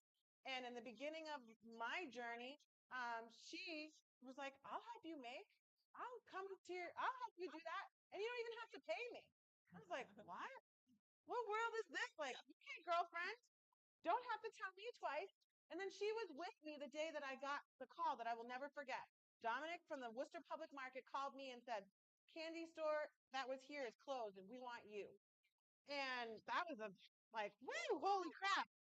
But Worcester Public Market is open Wednesday through Sunday, 11 to 7. You have to be open on Fridays. You have to be open all that time. And then all of that excitement went to, I can't possibly do this. With what employees, with what anything. I can't make the candy, open the store, work the store. Like there was no possible way.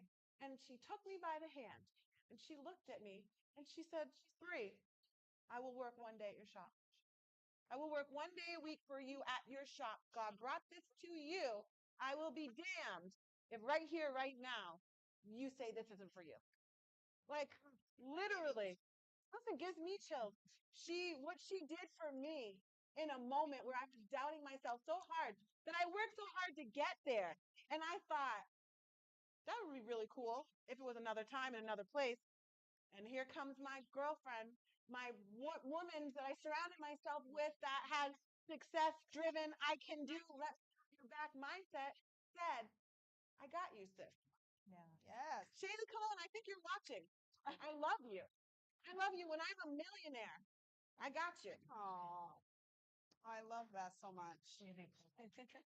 That's when you really could tell who's by your side. When they want to help you, they want to volunteer for you. They're like not looking for anything in return and just saying, what you just said, I got you, sis. So it's amazing. Thank you for sharing that. Jen, what advice would you give to women who struggle to ask for help? Well, I was one of them. Question that I didn't know was for me, and it's so for me. It's like, oh yeah.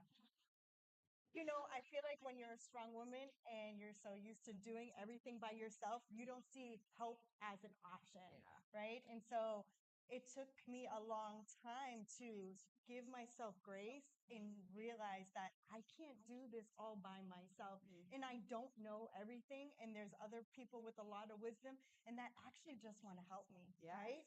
And so finally learning to give yourself grace and accept that it's okay to accept help. It sounds so simple, but it's so hard. So hard. But this was a game changer in my life, not just professionally, but personally, to be able to kind of take that the weight off of my shoulder and say I need help. Yeah. And there's And it's people okay, in our right? village, in our tribes that are waiting to help us. But they're so used to us being so strong that they're not even expecting we need that help. That part. So use your voice and say, I need help. Yeah. Or I need a hug. Side note, Yeah, hugs. Margie gives Yep. the best hugs. So she occasion lately. We love her. Yeah. Again, your village, you know? Yeah. Natalie, can you share a personal experience of overcoming a challenge and realizing your strength? When I closed my restaurant was probably one of the most recent challenging things that I had happen to me, and I don't speak too much about it. Um, I had to push forward. I had to kind of like give myself the grace.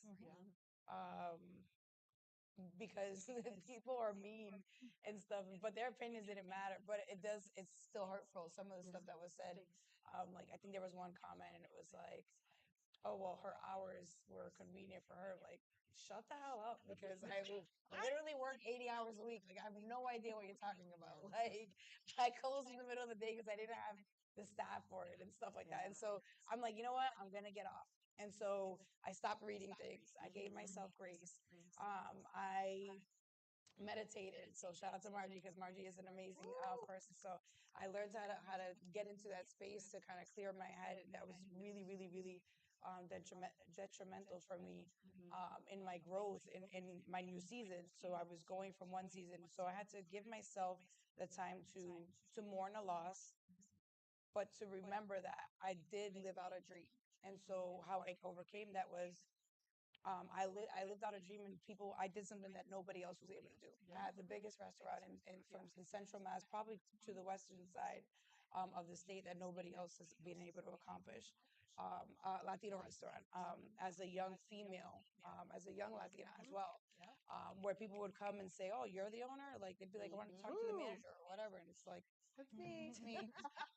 And so people were always surprised, and so being able to kind of push forward and just give myself that grace was probably the biggest part of that challenge for me. And also in that space, I tuned everybody out. I focused on me.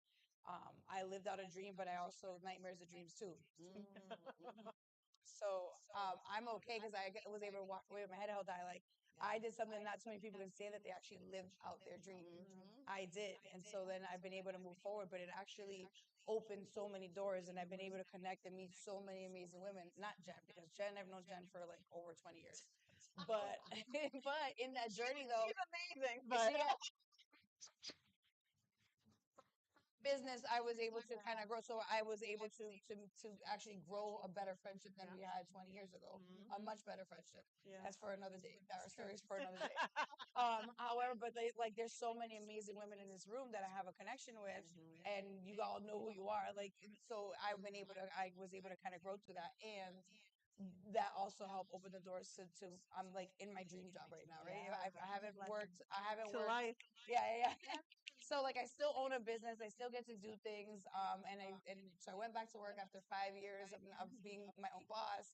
But I also have a dream job. So shout out to a few students of mine in the room that they came down. So we talked about uplifting the youth and stuff. So I told the girls to come down. But I- yeah, that's how you overcome. You just keep pushing. Natalie, I have to say that one day I forget where we were that we were talking and you were saying, I'm telling my staff that they just have to like get it done. Like, Figure it out. Yeah. Figure it out. I walk away, they'll be like, I'm like, figure it out. Figure it out. That's like my We don't motto. have this, then Y'all better try figure this. it out. Figure it out. I And learned do how to be it. Bob And the they Builder. I and they fixed an would always elevator figure one it out. time. Yeah. I love Figure that. it out. And I love how you are, how strong you are, and you're truly amazing. And I want you to know that. And I love your cooking a lot. So and I'm good. saying that publicly so she could. I mean, if you were at the Dollar Scholar event yesterday, I cooked for them Okay. yesterday. So if you hit me up, I'll still cook for you. Okay. Yeah. Just on a Hit her smaller up. scale. Mhm. Yeah, we have to have cake. Okay. So, actually, go to this one. This is from everybody. All right.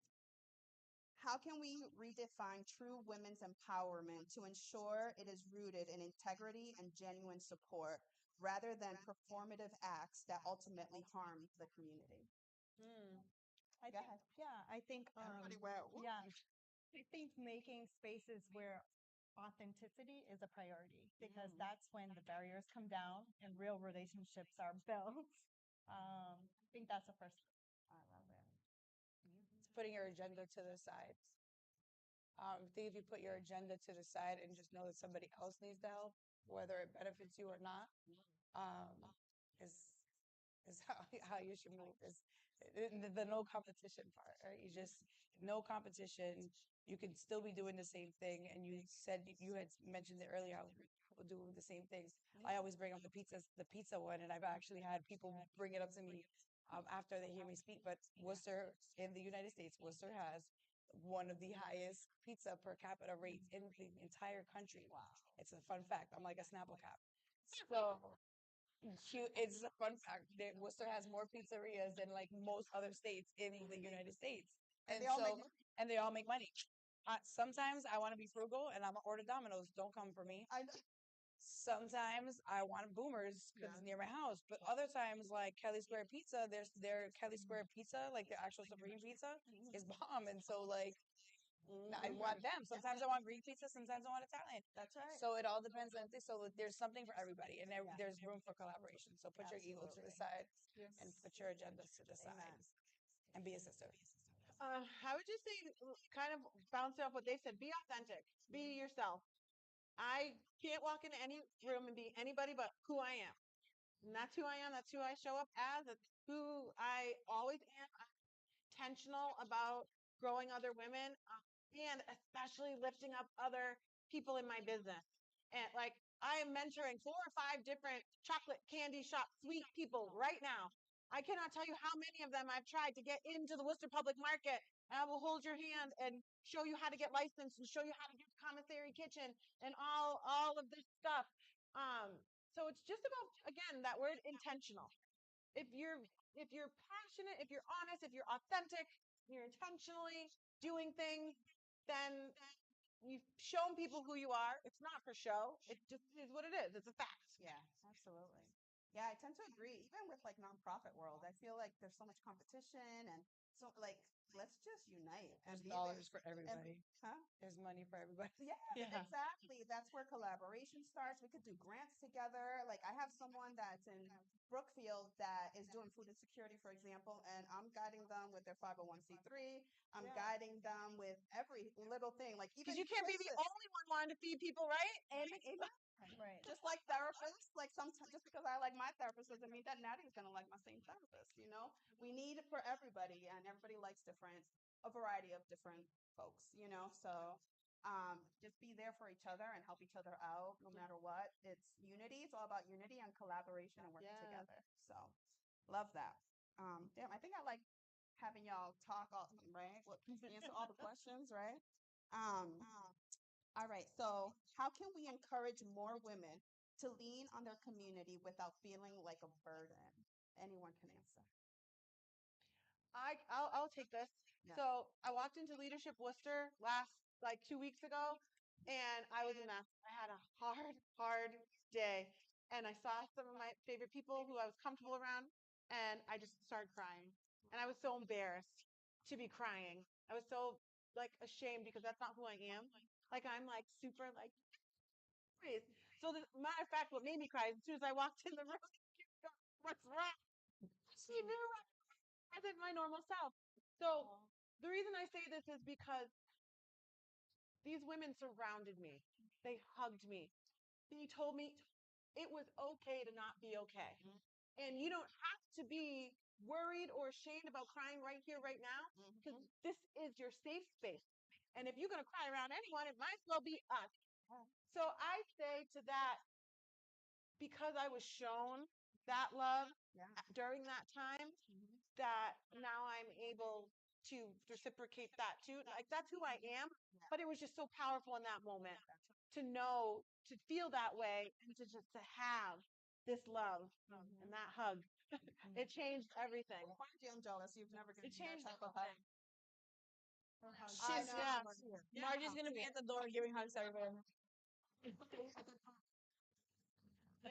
I love Put a tip jar next to her. I know. Anybody else want to share? I just want to like piggyback off of that and say as like kind of a call to action to the woman here, because there was a safe space created at Leadership Worcester for Bree. And I think if we can kind of intentionally start to do that, each one of us when we're in different spaces, that's how the change actually happens, right? Not waiting for others to do it, but start creating it ourselves. Absolutely. Yeah. I won't mention the woman's name, but for a while, I know, you notice who goes out in the community. And sometimes when someone goes missing, you're like, wait a minute, where was so and so? And I remember messaging them and saying, hey, I haven't seen you in a while. What's going on? And they so appreciated that because they were like, oh, damn, like that person didn't know I was going through whatever XYZ. And just the point of like you opening up and asking them, hey, are you okay, sis? Was good enough for them to know, like, damn, I did make, an appearance, like so it makes you feel good. So be there for each other, whether you're best friends or if you're just colleagues or whatever it may be. Sometimes it's that nice intention of just reaching out that makes a difference. So the next question I have, um, what accountability measures can we put in place to distinguish between those who genuinely uplift others and those who manipulate collaboration for personal or organizational gain? What accountability? Okay, this is a hard question. One more time. All right. What accountability measures can we put in place to distinguish between those who genuinely uplift others and those who manipulate collaboration for personal or organizational gain? I think that it's a two-sided coin. You can't just take and take and take and take. You need to give. If you're getting, you need to give. My business is huge on that. I truly believe the community has rallied around me because I am the community.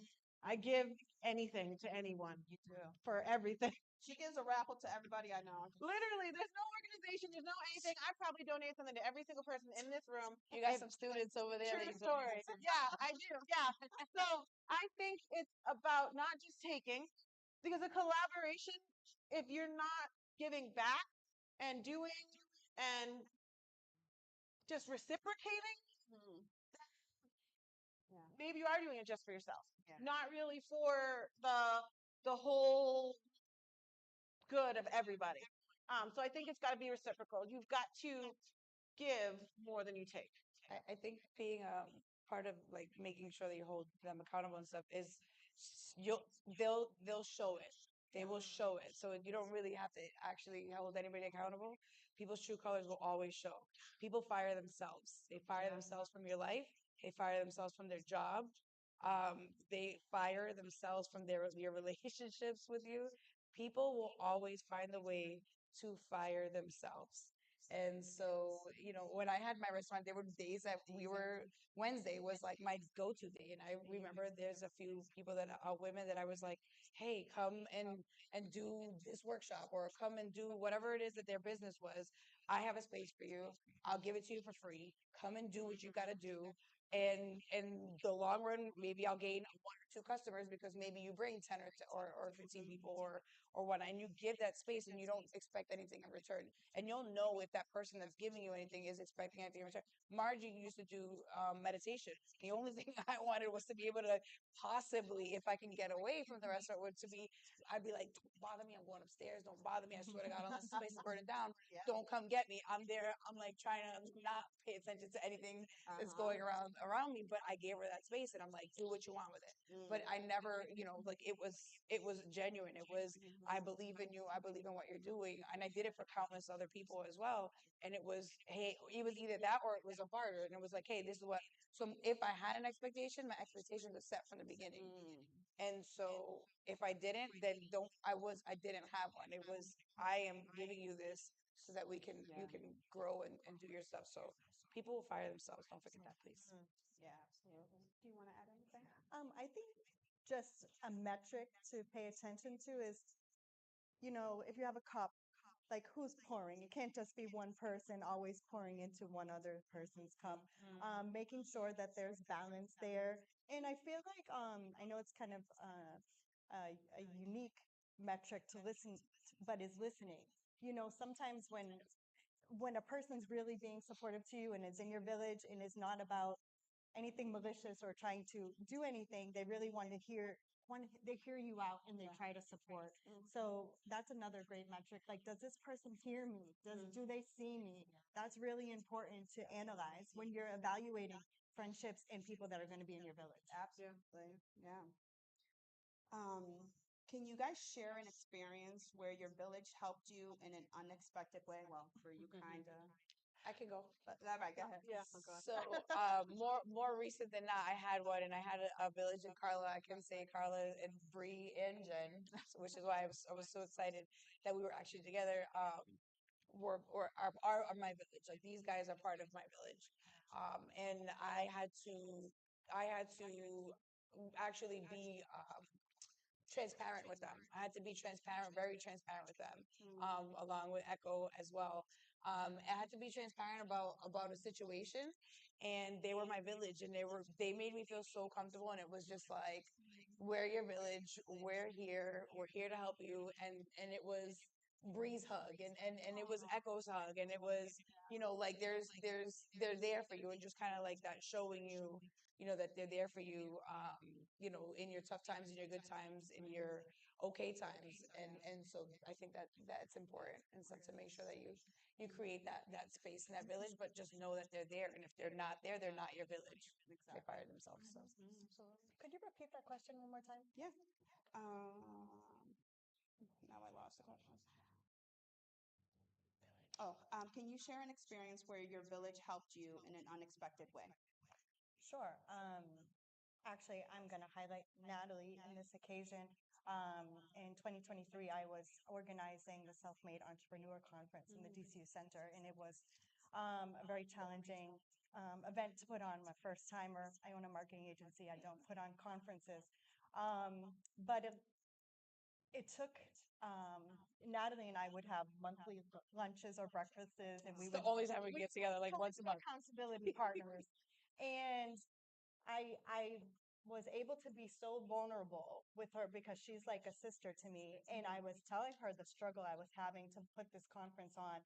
And I was able to step back and listen to her wisdom and experience and offering me another solution to make my vision happen. Because sometimes when you have a vision, you think it has to go your way, this specific way.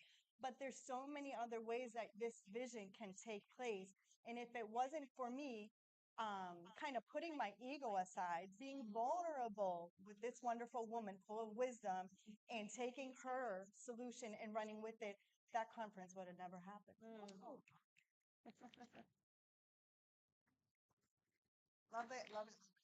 Sometimes I feel that when you're in a room and you give constructive criticism or advice, some women may take it and others may not. And the ones that may not are the ones that you're kind of like, but that it came to, I couldn't go to, I was so sad. go to everything. Yes, And you do. of course, It was like our powwow session. Like I would tell her all of my problems, and it would be like, "Here's," she's like, "Oh shit, okay, your turn." And then we would literally try to. It's like a brainstorming session. it's that village. I do want to touch on this before we go though. Very important. So for me, so you guys know networking is my superpower. I grew my business very, very, very quickly. Ever since I started my business, I had big goals. Like, I want to get in the DCU Center. I want to get into Polar Park. Polar Park is next. You heard it here right now. Polar Park is next. Okay. But when I had the goal of DCU Center on my mind, I I had done a ton of events at DCU Center. I did your conference and so many other conferences, and I made so many right connections, and I was able to do this and do that. And I was like, eventually I'm going to get to the right person. 3 years later, I still hadn't got to the right person. And then this angel of a woman, my very amazing friend, Diana Casavica, which is your last name, Diana Casavica, girl, I love you. So let me tell you something.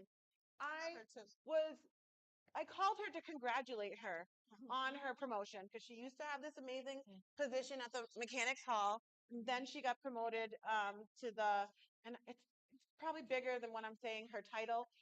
She is the manager of the convention center. So, yeah. So I was congratulating her on her wonderful position. And I said, well, girl, I'm still trying to get in there. Just kind of like, girl, congratulations. Like, I wish. And she was like, oh, you just need to talk to Tom. I will email him for you. When I tell you she emailed him that day, and 2 days later, he emailed me back. And 2 weeks later, I signed my contract at the DCU Center. This is what I mean when your village, your network. So people you surround yourself with are so important. Yeah. Look at your 10 closest friends. You're going to see your future. Fortunately or unfortunately, that's your choice. If you look at your 10 closest friends right now and you don't see a positive future, or like Yolanda explained, if you're seeing those toxic friendships, you need to make some changes. Because the women that I surround myself with lift me up at every turn. Say my name when I'm not in the room. Are thinking about me when I'm thinking about them. And we're often calling each other about the same opportunities because we are thinking of each other. So Diana, girl, I love you long time. Thank you so much. Woo! Love that. Oh my goodness. Let's see. Some of these, like, you guys already answered. Like, wow. Okay, how can we create spaces where women feel seen and heard? I think showing up to them as yourself. So just like Bree says, like when she shows up in an event, she's like herself because um, we create those spaces that people feel free and can really make connections when we are being themselves. And when you're putting on a mask, when you're going, people can feel that and no connections are being made. So I feel like the more you can own yourself and coming into those spaces, the more spaces it gives the freedom to actually make those real connections. I love that. Yeah. Yeah, I agree. You guys agree? Okay. Let's see. Can you no, hold on. Mhm. So can you speak on a time when someone mentioned your name in a room? I feel like we've been talking that a lot. That you weren't expecting them to. So I'm sorry, because this is literally my whole business. When I tell you guys, if you know the story of Breeze Retreats and how fast I climbed, I did not do it by myself. I did not do it by myself, and I literally cannot just stop talking about all the women who helped me get here. Yeah. So in grand fashion of I got you, sis. Talk about my sister. Hey. She had no idea either. So my sister just a couple weeks ago got an invitation to go sit with the VP of marketing of the whole entire Hanover Theater and Conservatory. And I've got relationships with them. And I'm talking to someone about my wholesale stuff, and I'm trying to get on a approved vendor list, and I'm doing their pop-ups for their summer stuff. but I haven't been able to solidify. I haven't got that contract back yet. And I haven't got my first order for the branded treats. Hanover, I'm waiting. But nonetheless, my sister got invited to an opportunity to talk about herself and cheer in 508. She took a lot of that time out of her special opportunity to just pitch this woman all night about Bree Sweet Treats and the branded treats and overcame all of her obstacles. She was just telling me, she said this and I said this. She said this and I said this. And she said this and I said this. And she said, well, Echo, you've just taken all my concerns away. We're going to work with your sister. Okay. So, my twin sister, literally, I got you, sis. She probably, that's a lot of time she didn't get to talk about what she was doing and whatever. But she loved me and she knew that this was something I wanted and she had the space and the time. So she went out of her way to do that for me. That's amazing. I want to cry. I know. It makes me cry. Thank you. They're fun. If you guys don't know them, it's like incredible. When I see their pictures everywhere, how much help you help her all the time. You're always on the stands. I see her all the time. She's a well-paid employee. So she's my best. But it's a lot. It's a lot of hard work. Weekends, nights, So yeah. It's amazing. Weekends that she takes away from her boys. Yeah. Her soon-to-be husband. All that stuff. Yeah, I said it. Hi, Tommy. I know you watching. Oh, I did that. Weird. No, we're good. All right. So I have like 2 questions from the audience. Does anybody want to ask? Oh, okay, Ashley. Let me just come to you because you need the mic. This is a statement about what you asked earlier, and I could not have been here without like the opportunities from my dear friend Suzanne. And actually, I just realized that being right here where I'm at right now, I got so many opportunities because I was just singing actually at school in the student center, and the manager for it at the time, Ashley, her name is Ashley also, she heard me singing and they were looking for someone for graduation, and my name got passed to the vice president, who it eventually got passed down to sing at DCU Busak's game, and then I eventually got to sing at the Worcester Gospel Festival last year, which I will be at this year. But it's just these amazing opportunities that I would not even be here without these women also. Yeah. So I had to like just shout out Suzanne and all the women that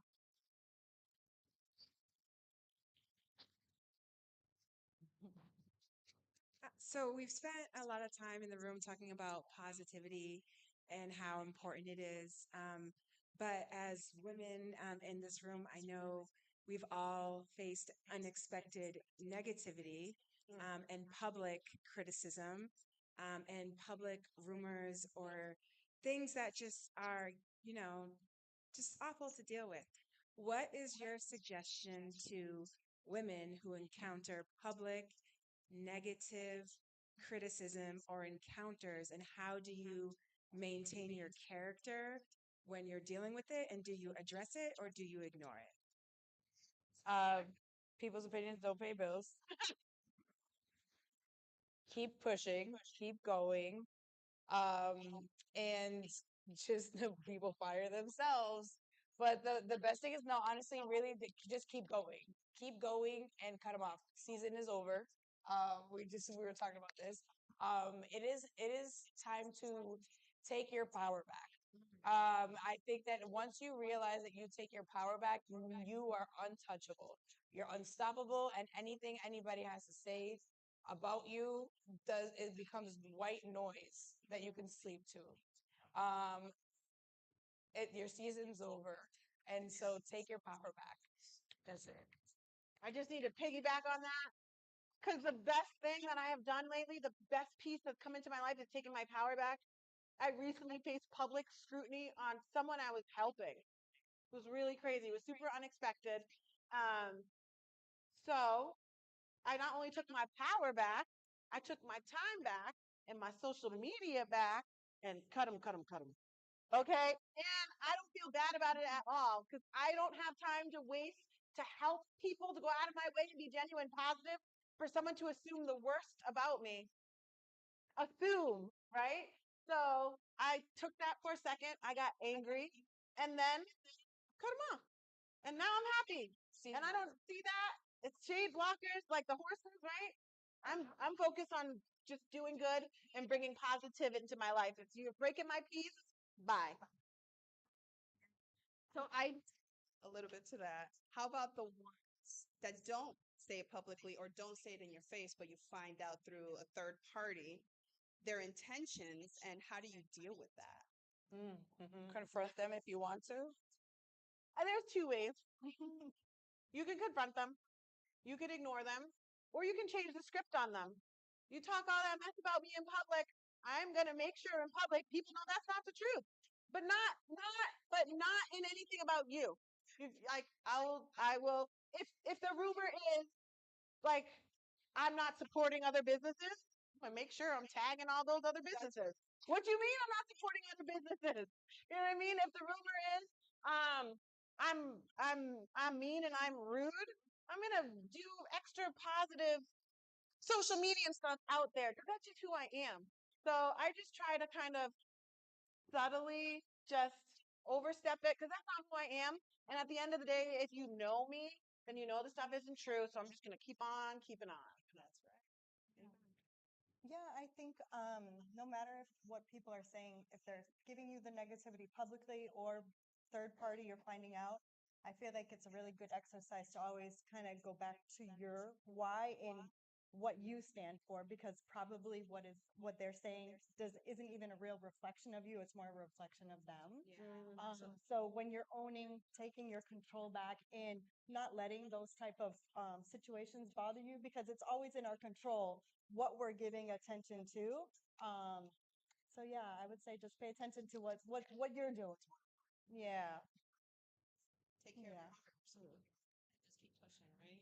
So I want to take a moment to thank you, ladies, for everything. Thank you for your knowledge, your expertise, for being powerhouses in the community, for always being in the community. I know I see you. And I guess I want to leave everyone with, truly support each other no matter what. Be there for each other. Give that helping hands, because you never know what someone's going through. And you just saying, I got you, sis, mean a lot. Yeah. So thank you.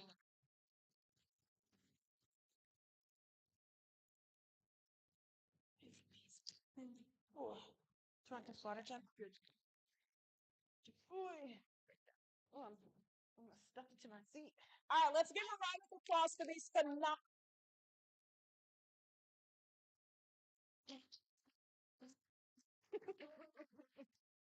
Oh.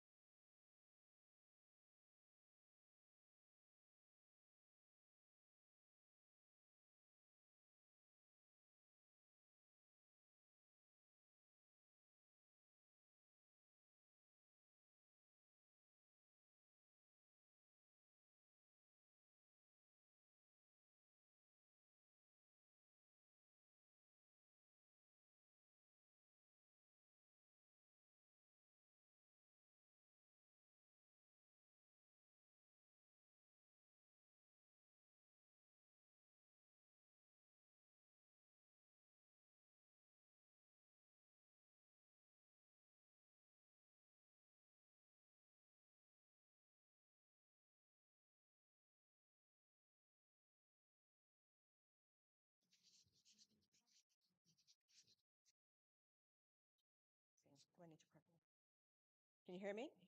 Oh, I can hear myself. So yes. So yes. Good evening, everybody. It is truly, truly an honor to be here to offer some remarks this evening to all of you.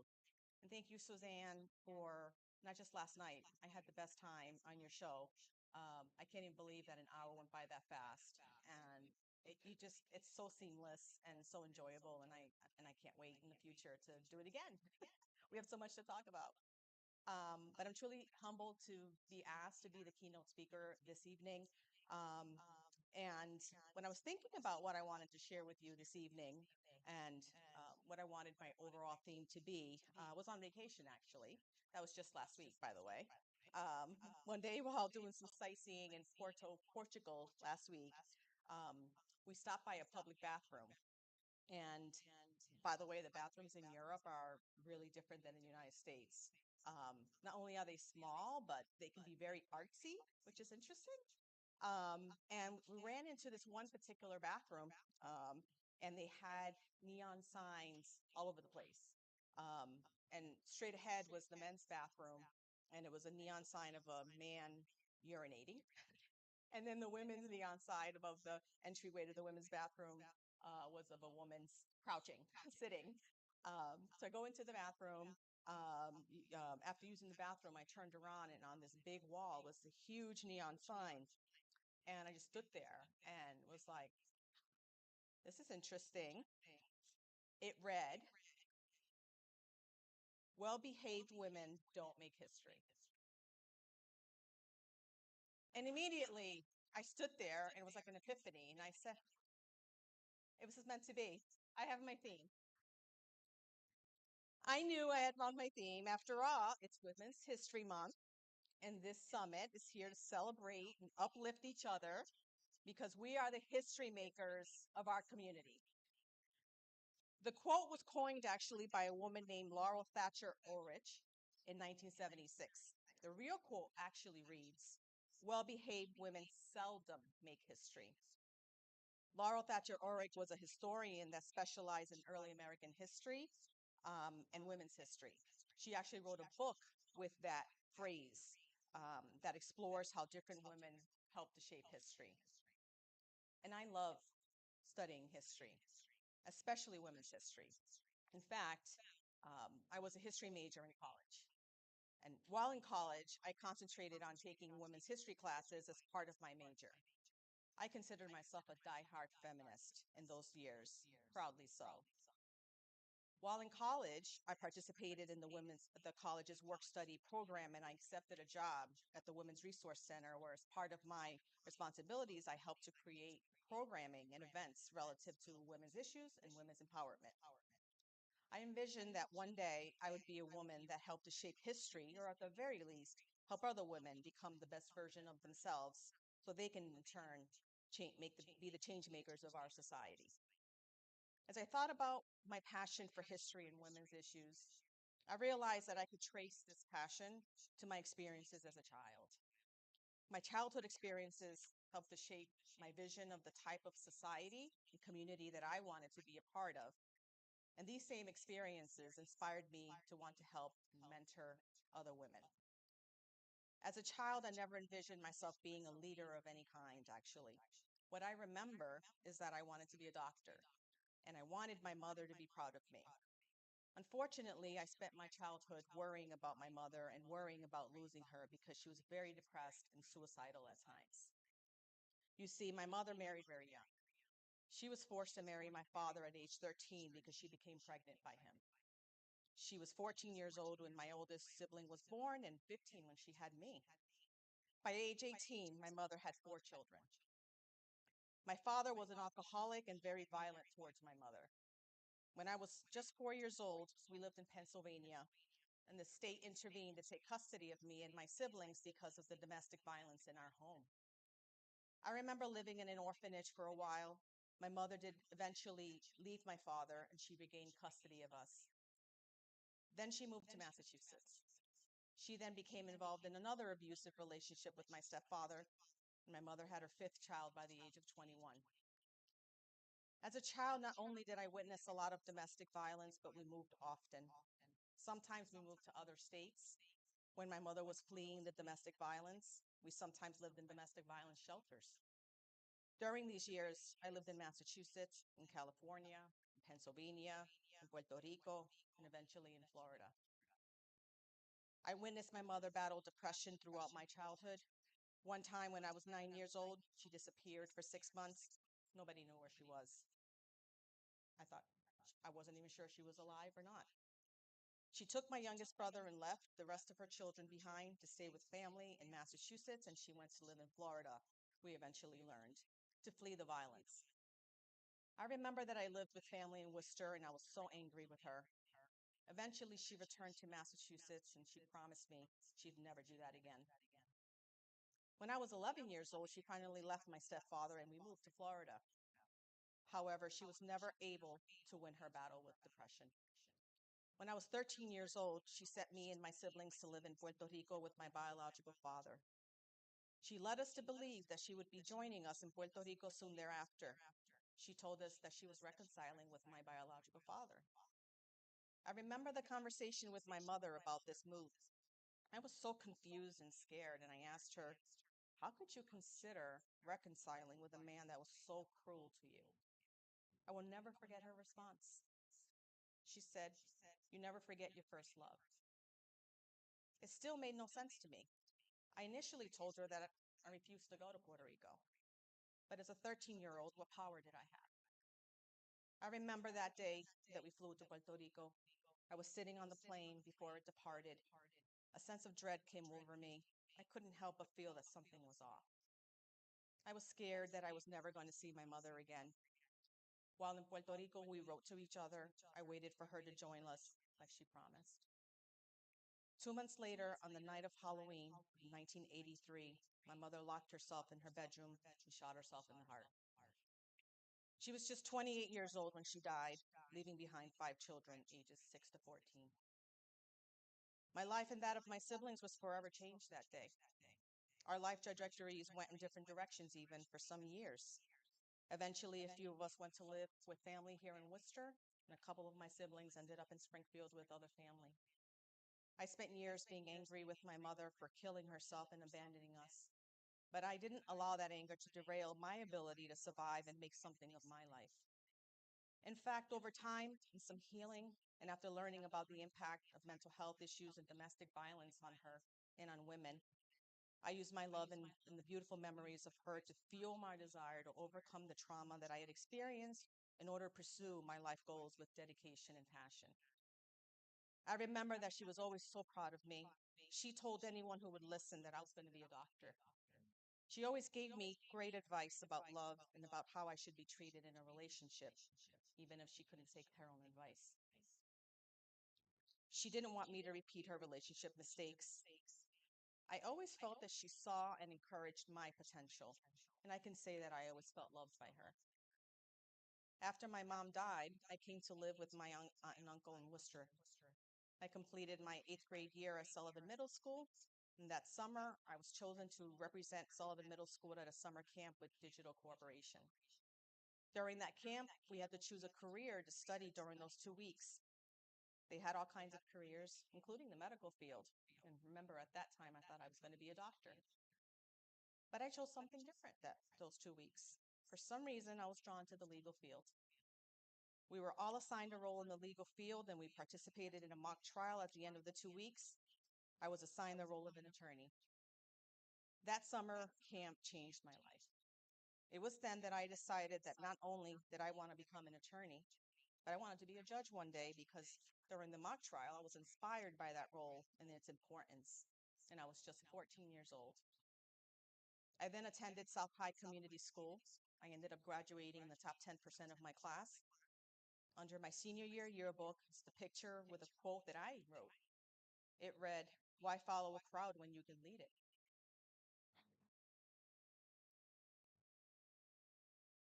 I went on to attend Boston College and obtained my bachelor's degree in history and pre-law. However, the road to a college degree was not without its challenges. While in college, I got married and had my first child in my junior year. I had to grow fast, and I had to make decisions to prioritize my educational goals as a new mom. I was determined to finish my college education on schedule. I was not going to be that statistic, that Latina getting pregnant, dropping out of school statistic. Boston College also shared my determination to help me graduate college on schedule. They even allowed me to do one semester at Holy Cross College in my senior year and transfer those credits to BC. I graduated on schedule with a 1-year-old child in my arms. This accomplishment was a credit to many people, the majority of whom were women. From my high school guidance counselor, to my colleagues at the Women's Resource Center at BC, to the employees and professors at Boston College and Holy Cross College that encouraged me to stay in school and guided me through the process, most of these supporters and mentors were women. My first career after graduating college was at the Department of Children and Families as a social worker. While working at DCF, I also decided to pursue my dream of being an attorney. When my second child was just 6 months old, I was accepted to law school.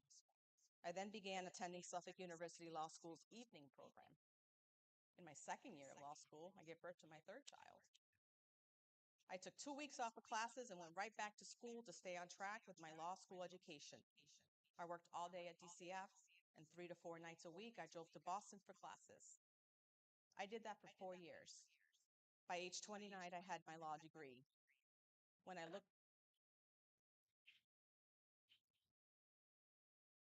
Thank you. When I look back at those years, I honestly can say that I don't know how I did it. I would not even recommend such a grueling schedule to anyone, honestly. But I was so determined. I just didn't see obstacles. I saw opportunity. I saw my dreams in front of me, and no one was going to tell me that I couldn't do it. No one. Since graduating law school, I have had an almost 25-year career as a litigator. I've worked as an assistant district attorney where I prosecuted domestic violence cases for the Worcester District Attorney's Office. Then as a legal aid attorney where I handled divorces and custody cases for victims of domestic violence. As a court-appointed attorney in the DCF state intervention cases in the juvenile court. As a law firm manager and as an owner of my own law office where I presently litigate family law cases. My decision to open my own law practice 12 years ago was not an easy one. I was working as the managing attorney of a mid-sized law firm. I was working long hours and was going through a difficult divorce. Over the 4.5 years that I worked at this firm, the demands increased and the office culture became toxic. I was at a turning point in my career and had to decide whether to find another job or open my own law practice. Up until that point, I had not considered opening my own office. I didn't see myself as a business owner at that time. I was a litigator and a mentor and wanted to be a judge. That's what I remember. However, the more that I thought about it, I realized that I was working to enrich the lifestyle of the law firm owner and was not thinking about the best interest of my family and my quality of life. I was not thinking about my happiness. I was worried about being a single parent and making sure that I can give my children a good life after my divorce. I decided to face the unknown and take a leap of faith to believe in myself and believe that I can tackle hard things like I always have. Hear me when I say that we are all capable of tackling the hard things. I talked to other attorneys that had opened their own law offices and did research about what I needed to do to run my own law business. I used the managerial skills that I learned as a managing attorney at the law firm to create a business plan for myself. I left that firm and I never looked back.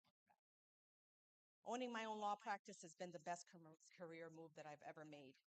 It has provided me with the flexibility and a great work and family life balance. And because I work for myself, I have had the flexibility to do community service work, like the work that I do with MAWOC and all the other boards that I've been on. Over the past 12 years, I've focused and dedicated myself to building strong relationships with my peers and providing quality representation to my clients. While navigating the stresses of running a business and law practice and trying to balance that with my family and community service obligations, I found that it's important to practice self-care. We don't do that enough, especially as women. I have found that in order to deal with the day-to-day stressors of being a litigator and business owner, I have had to take care of myself first and foremost. I take time off and do things that I enjoy, like travel and spending time with family and friends. And having a place like Maywalk in this summit and my work with other women-led organizations has also been important for me.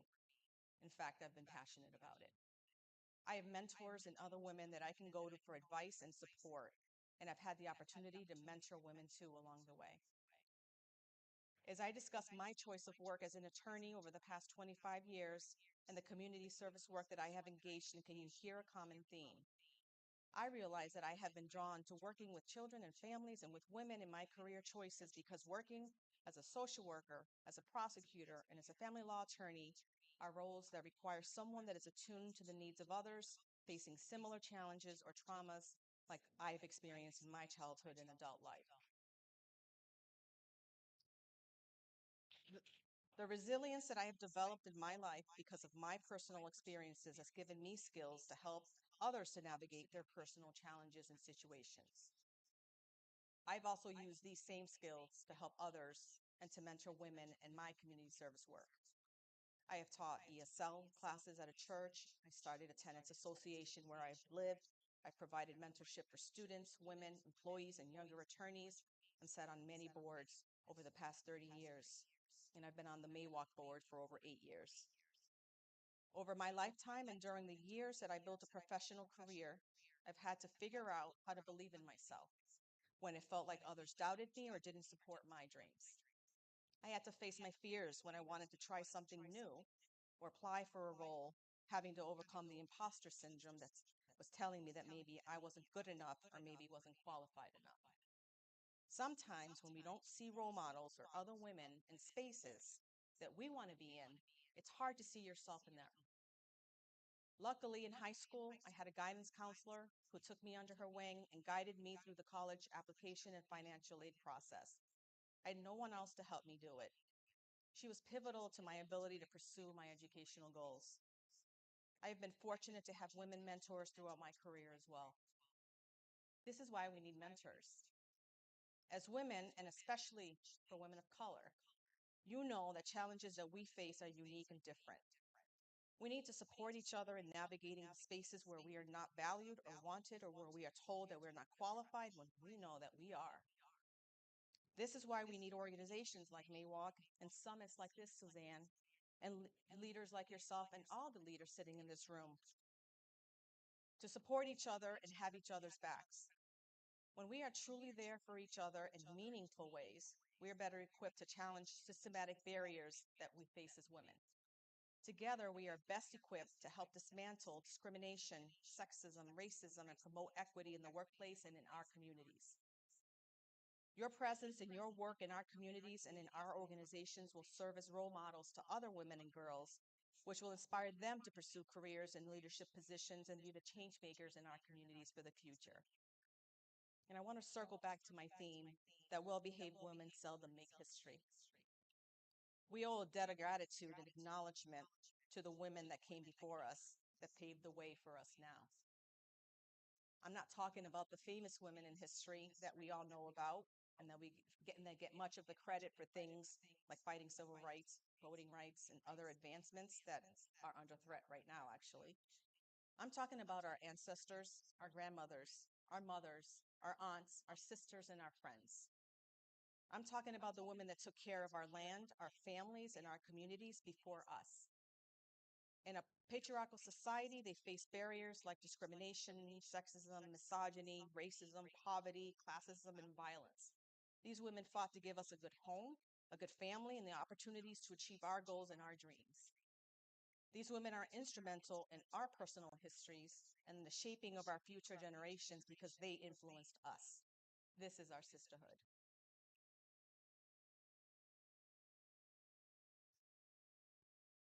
There is so much power within this sisterhood that needs to be nurtured and utilized because as a collective, we are so powerful.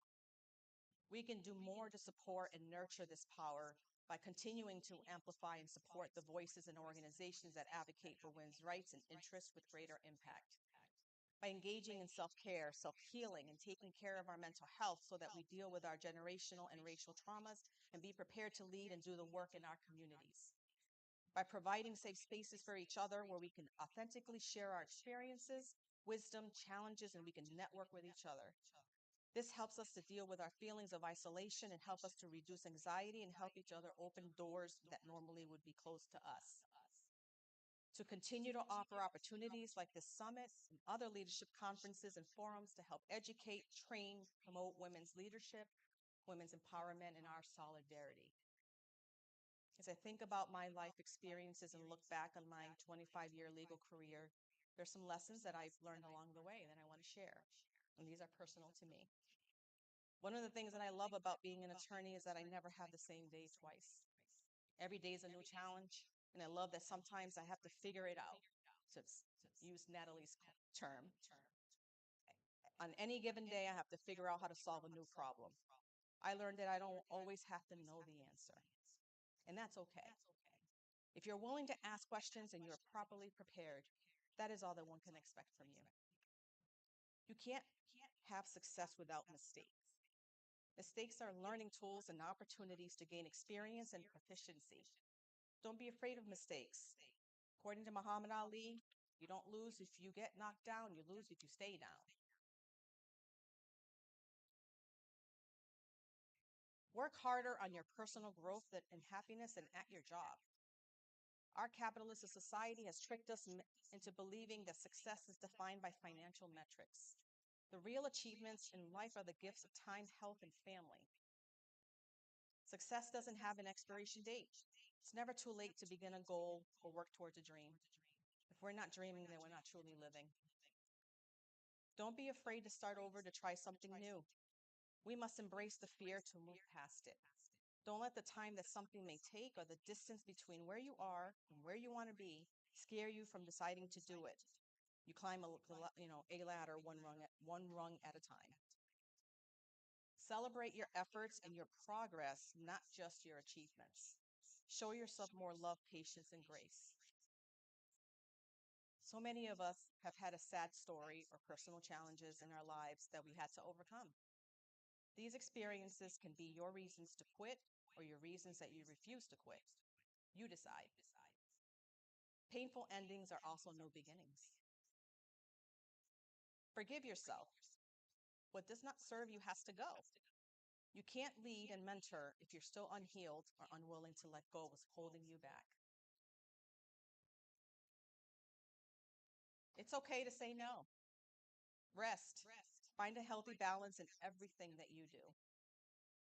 To conclude, I want to share a quote by Melinda Gates because I feel that it goes to the essence of what it means to be a part of our sisterhood of history-making women. She said, "Investing in women means investing in the people who invest in everybody else." I mean, how true is that? Women are the caretakers and the caregivers. We are the nurturers and the protectors. We're the builders. We're the investors of the future.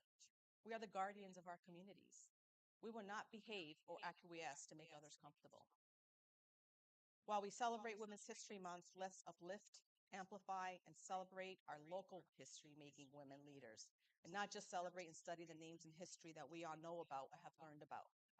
Of course, we should remember the history-making women. We stand on their shoulders, but often we overlook and underappreciate the women right in front of us. Look around this room.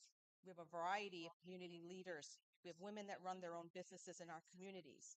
We have women that run nonprofit organizations or work at nonprofit organizations. We have those that volunteer or dedicate their time in our communities to improve the lives of others. Let's record our work for history and uplift each other's work because no one is going to do it for us. And be prepared to hand the baton off to the next generation. In solidarity,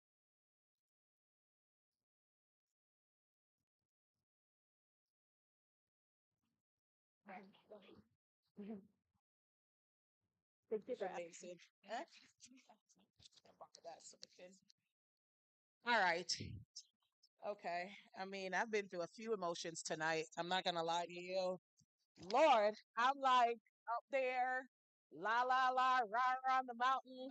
I'm crying. I'm happy. I'm sad. But through everything, I'm inspired. I truly am inspired by the phenomenal woman in this room. So give it up for our keynote, Miss Maria Hota. Your story Your story is so inspiring. And, I'm so glad you said that this is not an obstacle. The circumstances that happened to me does not define me. And you had a goal and you went through it and you didn't sugarcoat it and says, it was easy. It wasn't, but you did that. And we are so proud and happy to hear from you. Thank you. I promise you guys, I'm going to wrap it up. Just give me about 7 minutes of your time. I just want to thank a few people, and then we're going to wrap it up. So thank you all. I just want to call out a couple of folks that, they're not a part of the program, but I certainly would love to spotlight them. So let's shout out Echo, who is the executive director for 508 Cheer, and she brought all these young ladies here to this summit. And this is what we're talking about when we said we have to mentor the next generation. So thank you for that, and thank you for exposing them to things like this so that they can see that there's a community of sisterhood that's there to support them and uplift them. Thank you so much. I appreciate you. Thank you. I know that Marie mentioned Maywalk. Celia is not here tonight. She's actually out of state. She was going to be here. She's the president and CEO of Maywalk. It was an organization for women of color, and they do such amazing work. And they have two upcoming events. I think they have on April 9th, they have their grand opening. They have their new space, so follow them on Facebook. And if you're not a member, become a member of Maywalk. Okay, it's free to be a member. And they also have, I think on May 3rd, they have like a self-care day. So follow them on social media. You'll get that. I'm trying to I have Janice Weeks here from Mass Hire. Girl, I'm gonna call you out every time. She does so much behind the scene. I've known her for a long time, since I was a teenager, so maybe 2 years ago. No, so wasn't quite a teen, but I was. But yeah, we're not gonna go there. But anyway, thank you for all that she does. She does so much work behind the scene, and as Debbie Hall said, like the real work happens behind the scenes sometimes. And so shout out for that. Madi from El Bio and Samatano, thank you so much for what you do. And girl, my Spanish ain't that good, but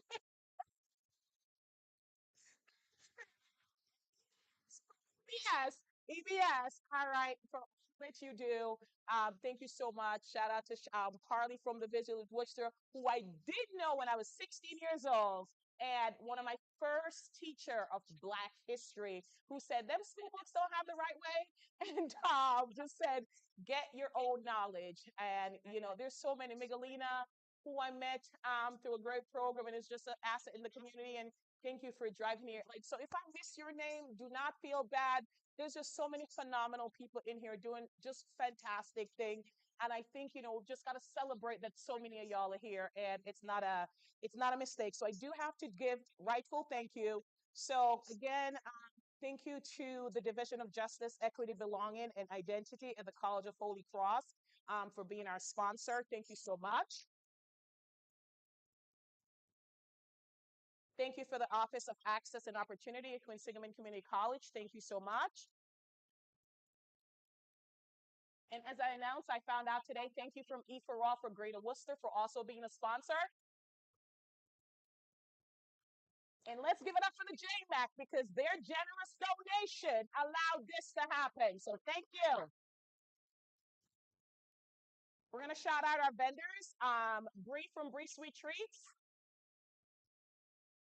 Nitaki from Cafe Romeo. Darnella from Candles by Darnella. So that young lady unfortunately couldn't make it, so I'm gonna skip by, but Flourish Together Inc., it's a new nonprofit, so hopefully we get an opportunity to see her business one day. I think some of you might know her, Jamie Glenn. And then we have Lusu's Beauty. And then we have Naturally Skincare. Okay, give it up. Thank you guys. I appreciate you guys taking the chance on the summit. I already shouted out the JMAC. As you know, the Positively Suzanne brand, we do a couple of events.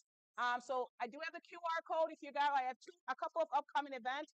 I have a royal tea party for those who like tea party. It's on April 6th. Then I have the Bridgerton theme in October, the royal ball. in December, and it's also on the back of your paper. So look at that. But save the date for March 26, 2026 for part 3 of I Got You, Sis. I was very excited. So, all right, I got to continue with the thank you because you got to give people thanks. So, I am always grateful. This event is not successful without just the collaboration of many folks working behind the scenes. So, I do want to give out a shout out to my husband, Executive Director Paul Anderson, from writing thank you cards, to stuffing goodie bags, to doing all of that, to set up and all that. I couldn't do it without you. Thank you so much. Our special guests, we had Senator Robin Kennedy and Miss Debbie Hall. They were here. Please give them a round of applause. Our incredible performer, our very own Miss Worcester Voice, Miss Ashley Lester, thank you so much. Girl, them high notes, you hit that. I want to shout out our workshop presenters, Nicole Belkina and Yolanda Ramos Guzman. Stand. I want them to see you guys. Stand up as I call you. All right. Then we had our moderator and panelists, Carla, Bree, Jennifer, and Natalie. If y'all could stand up, give them a round of applause. And our keynote, Miss Maria Rivera Cota, who I gave her or changed her last name. It's that, so on the graphic, it's right, but I know this was done at 3 a.m. Okay, so this was at 3 a.m. this morning. I was hungry and tired, but I just, why not? Not at all. I do apologize. All right. So I already gave our shout out to our sponsors and our vendors. You know, before I do this part, which is, the final part there. So there are so many gems dropped here tonight, and I want you guys to understand, there truly is no competition. I promise you that you can get so much accomplished when you collaborate with each other. So the summit came about, and I go to a lot of conferences, but I understand that there's a cost to conferences. Not everyone has the luxury to pay for the tickets, and not everyone has the luxury to take the entire day off to go to the conference because you need your money. So when I thought about this conference, I truly wanted to offer it free to the community, and offer it, show local individuals and local women. And I wanted to make sure that, it was affordable. And I wanted to do it at a time, and I know it's after work, but I wanted to do it at a time that you didn't have to give up your day job to come because, sometimes you just can't do it. You can't afford it. I've been in circumstances where I can't afford to miss an entire day's work. But there's so many great conferences in Worcester. We have in May, we have the Central Mass Conference for Women, what's going to upcoming in May. It's a great conference. Yes.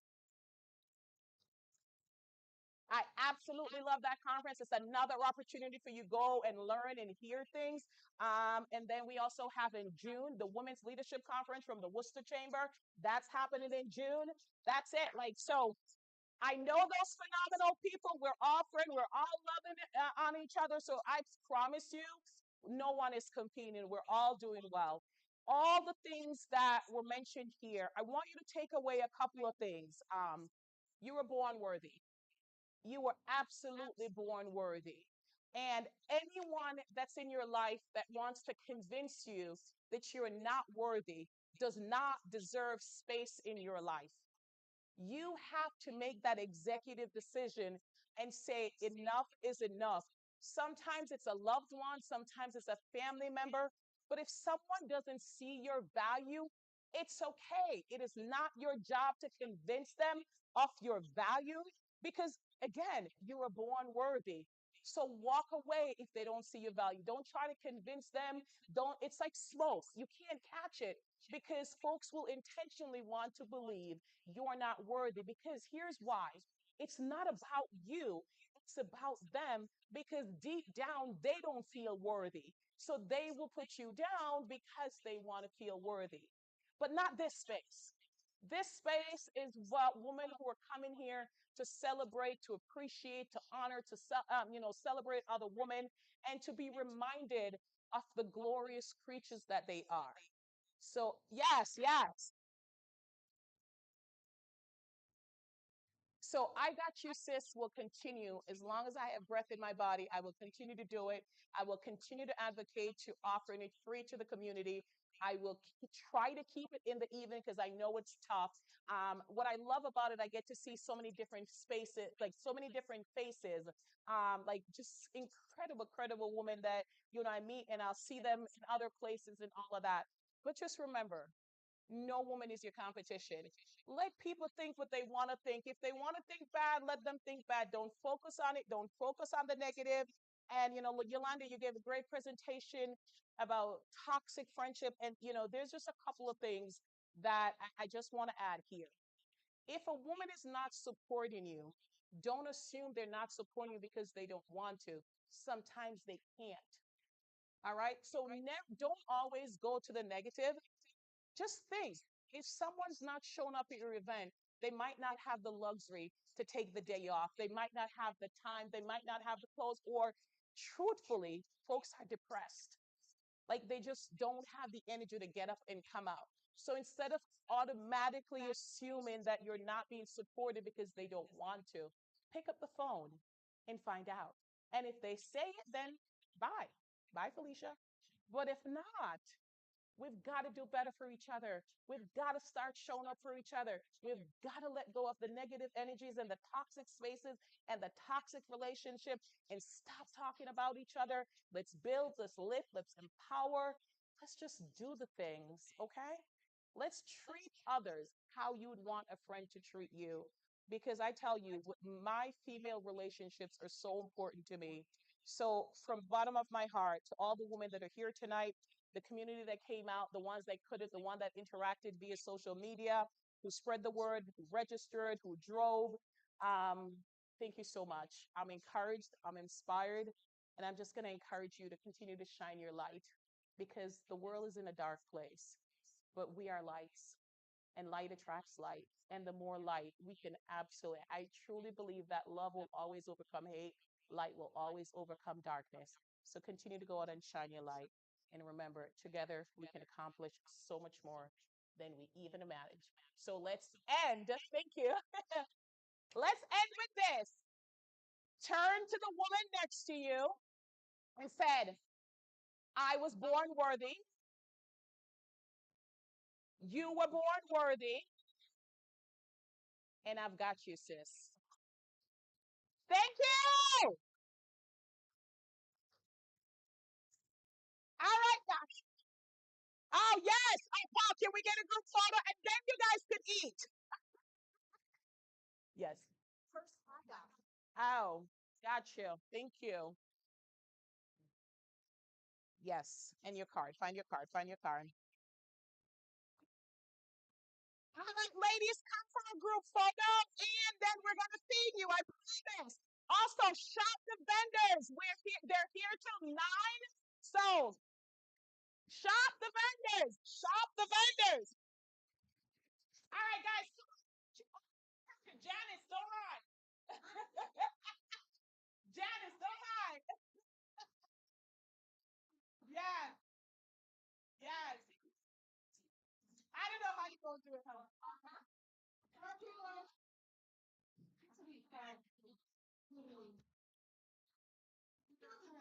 I know.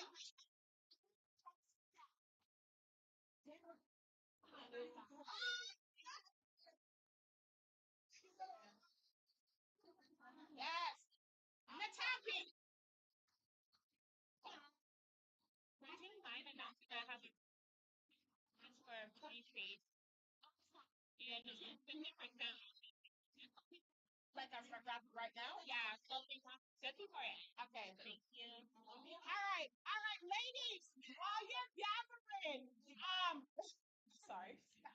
While the photographer is getting us together, sorry. And short people stay in the front, please. Short walk in the back.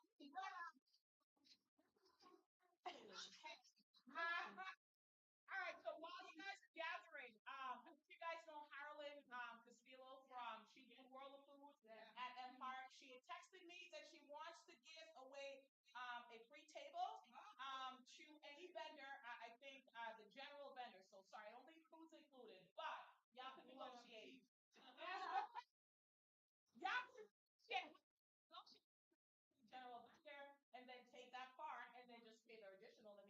vendor. The ticket didn't give them out, so I'm going to board. I'm not gonna have to bust it because it's late and nobody wants to do math. So, oh my God, this is going to be hard. I'm thinking of a number from 1 to 1,000. 725. Keep going.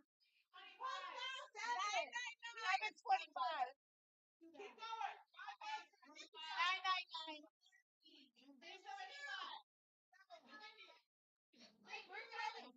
815. 1,000. 14. No. 1 to 600. 595. 550. No. 124. 522. 522.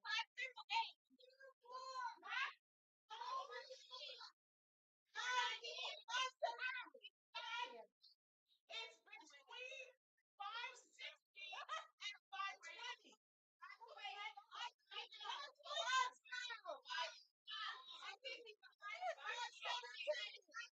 519.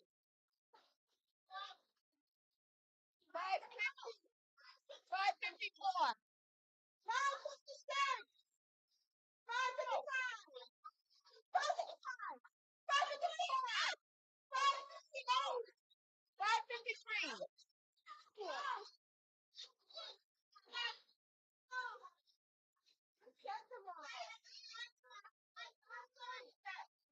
Did anybody say 525?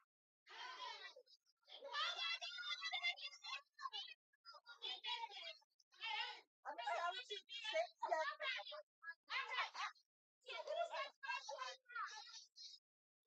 Here, let's do something else.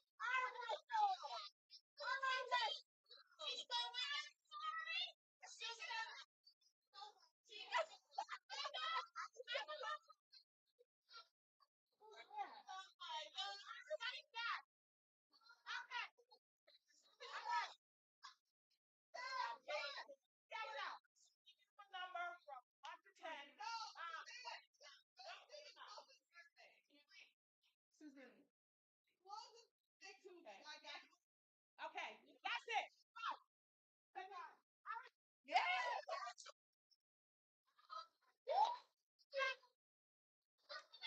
That was me. I'm like, where's the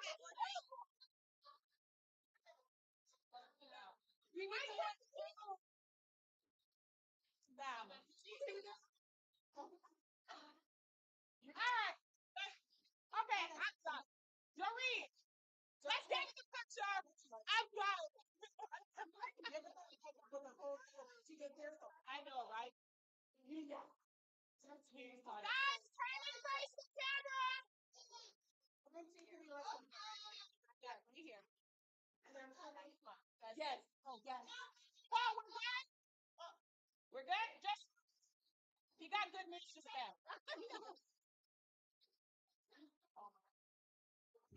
I hope it acts live stream still. We're ready?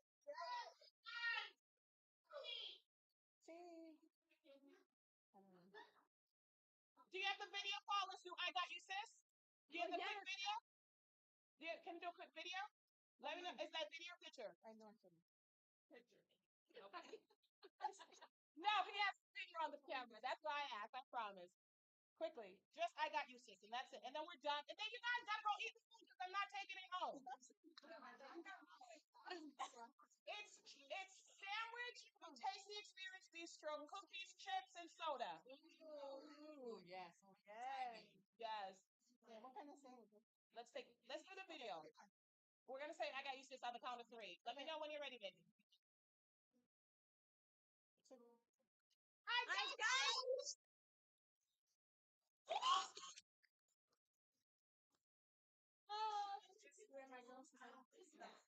All right, guys. My daughter, Sarah Jessica, is over there with the food. Please head over. Please eat.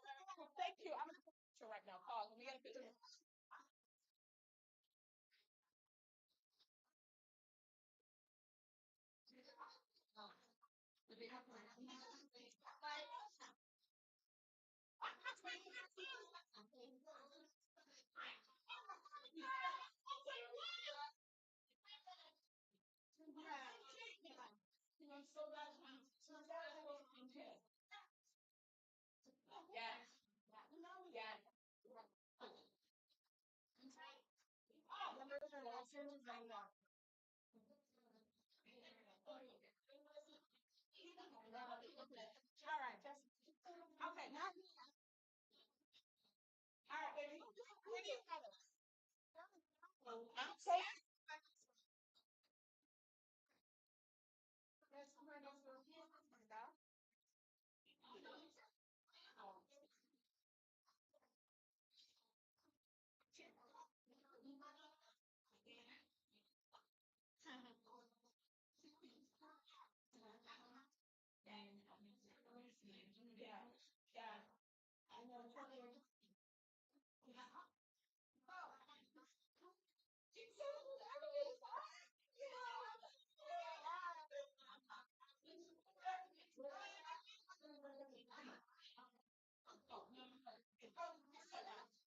All right, guys, let's go.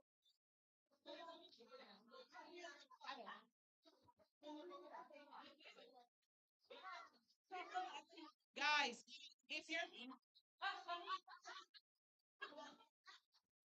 guys, if you're gonna continue to shop the vendors, please do. Also, Lucy's Beauty is doing like a 50% off raffle. So I know that there's a raffle for beauty products. So head down there and shop the vendors. Thank you. Oh, the choices. I know. Yes, you can. Huh? Oh my God, yes. Paul. I'm going to go, Ken. Where's Paul? All right. 4 people on the panel.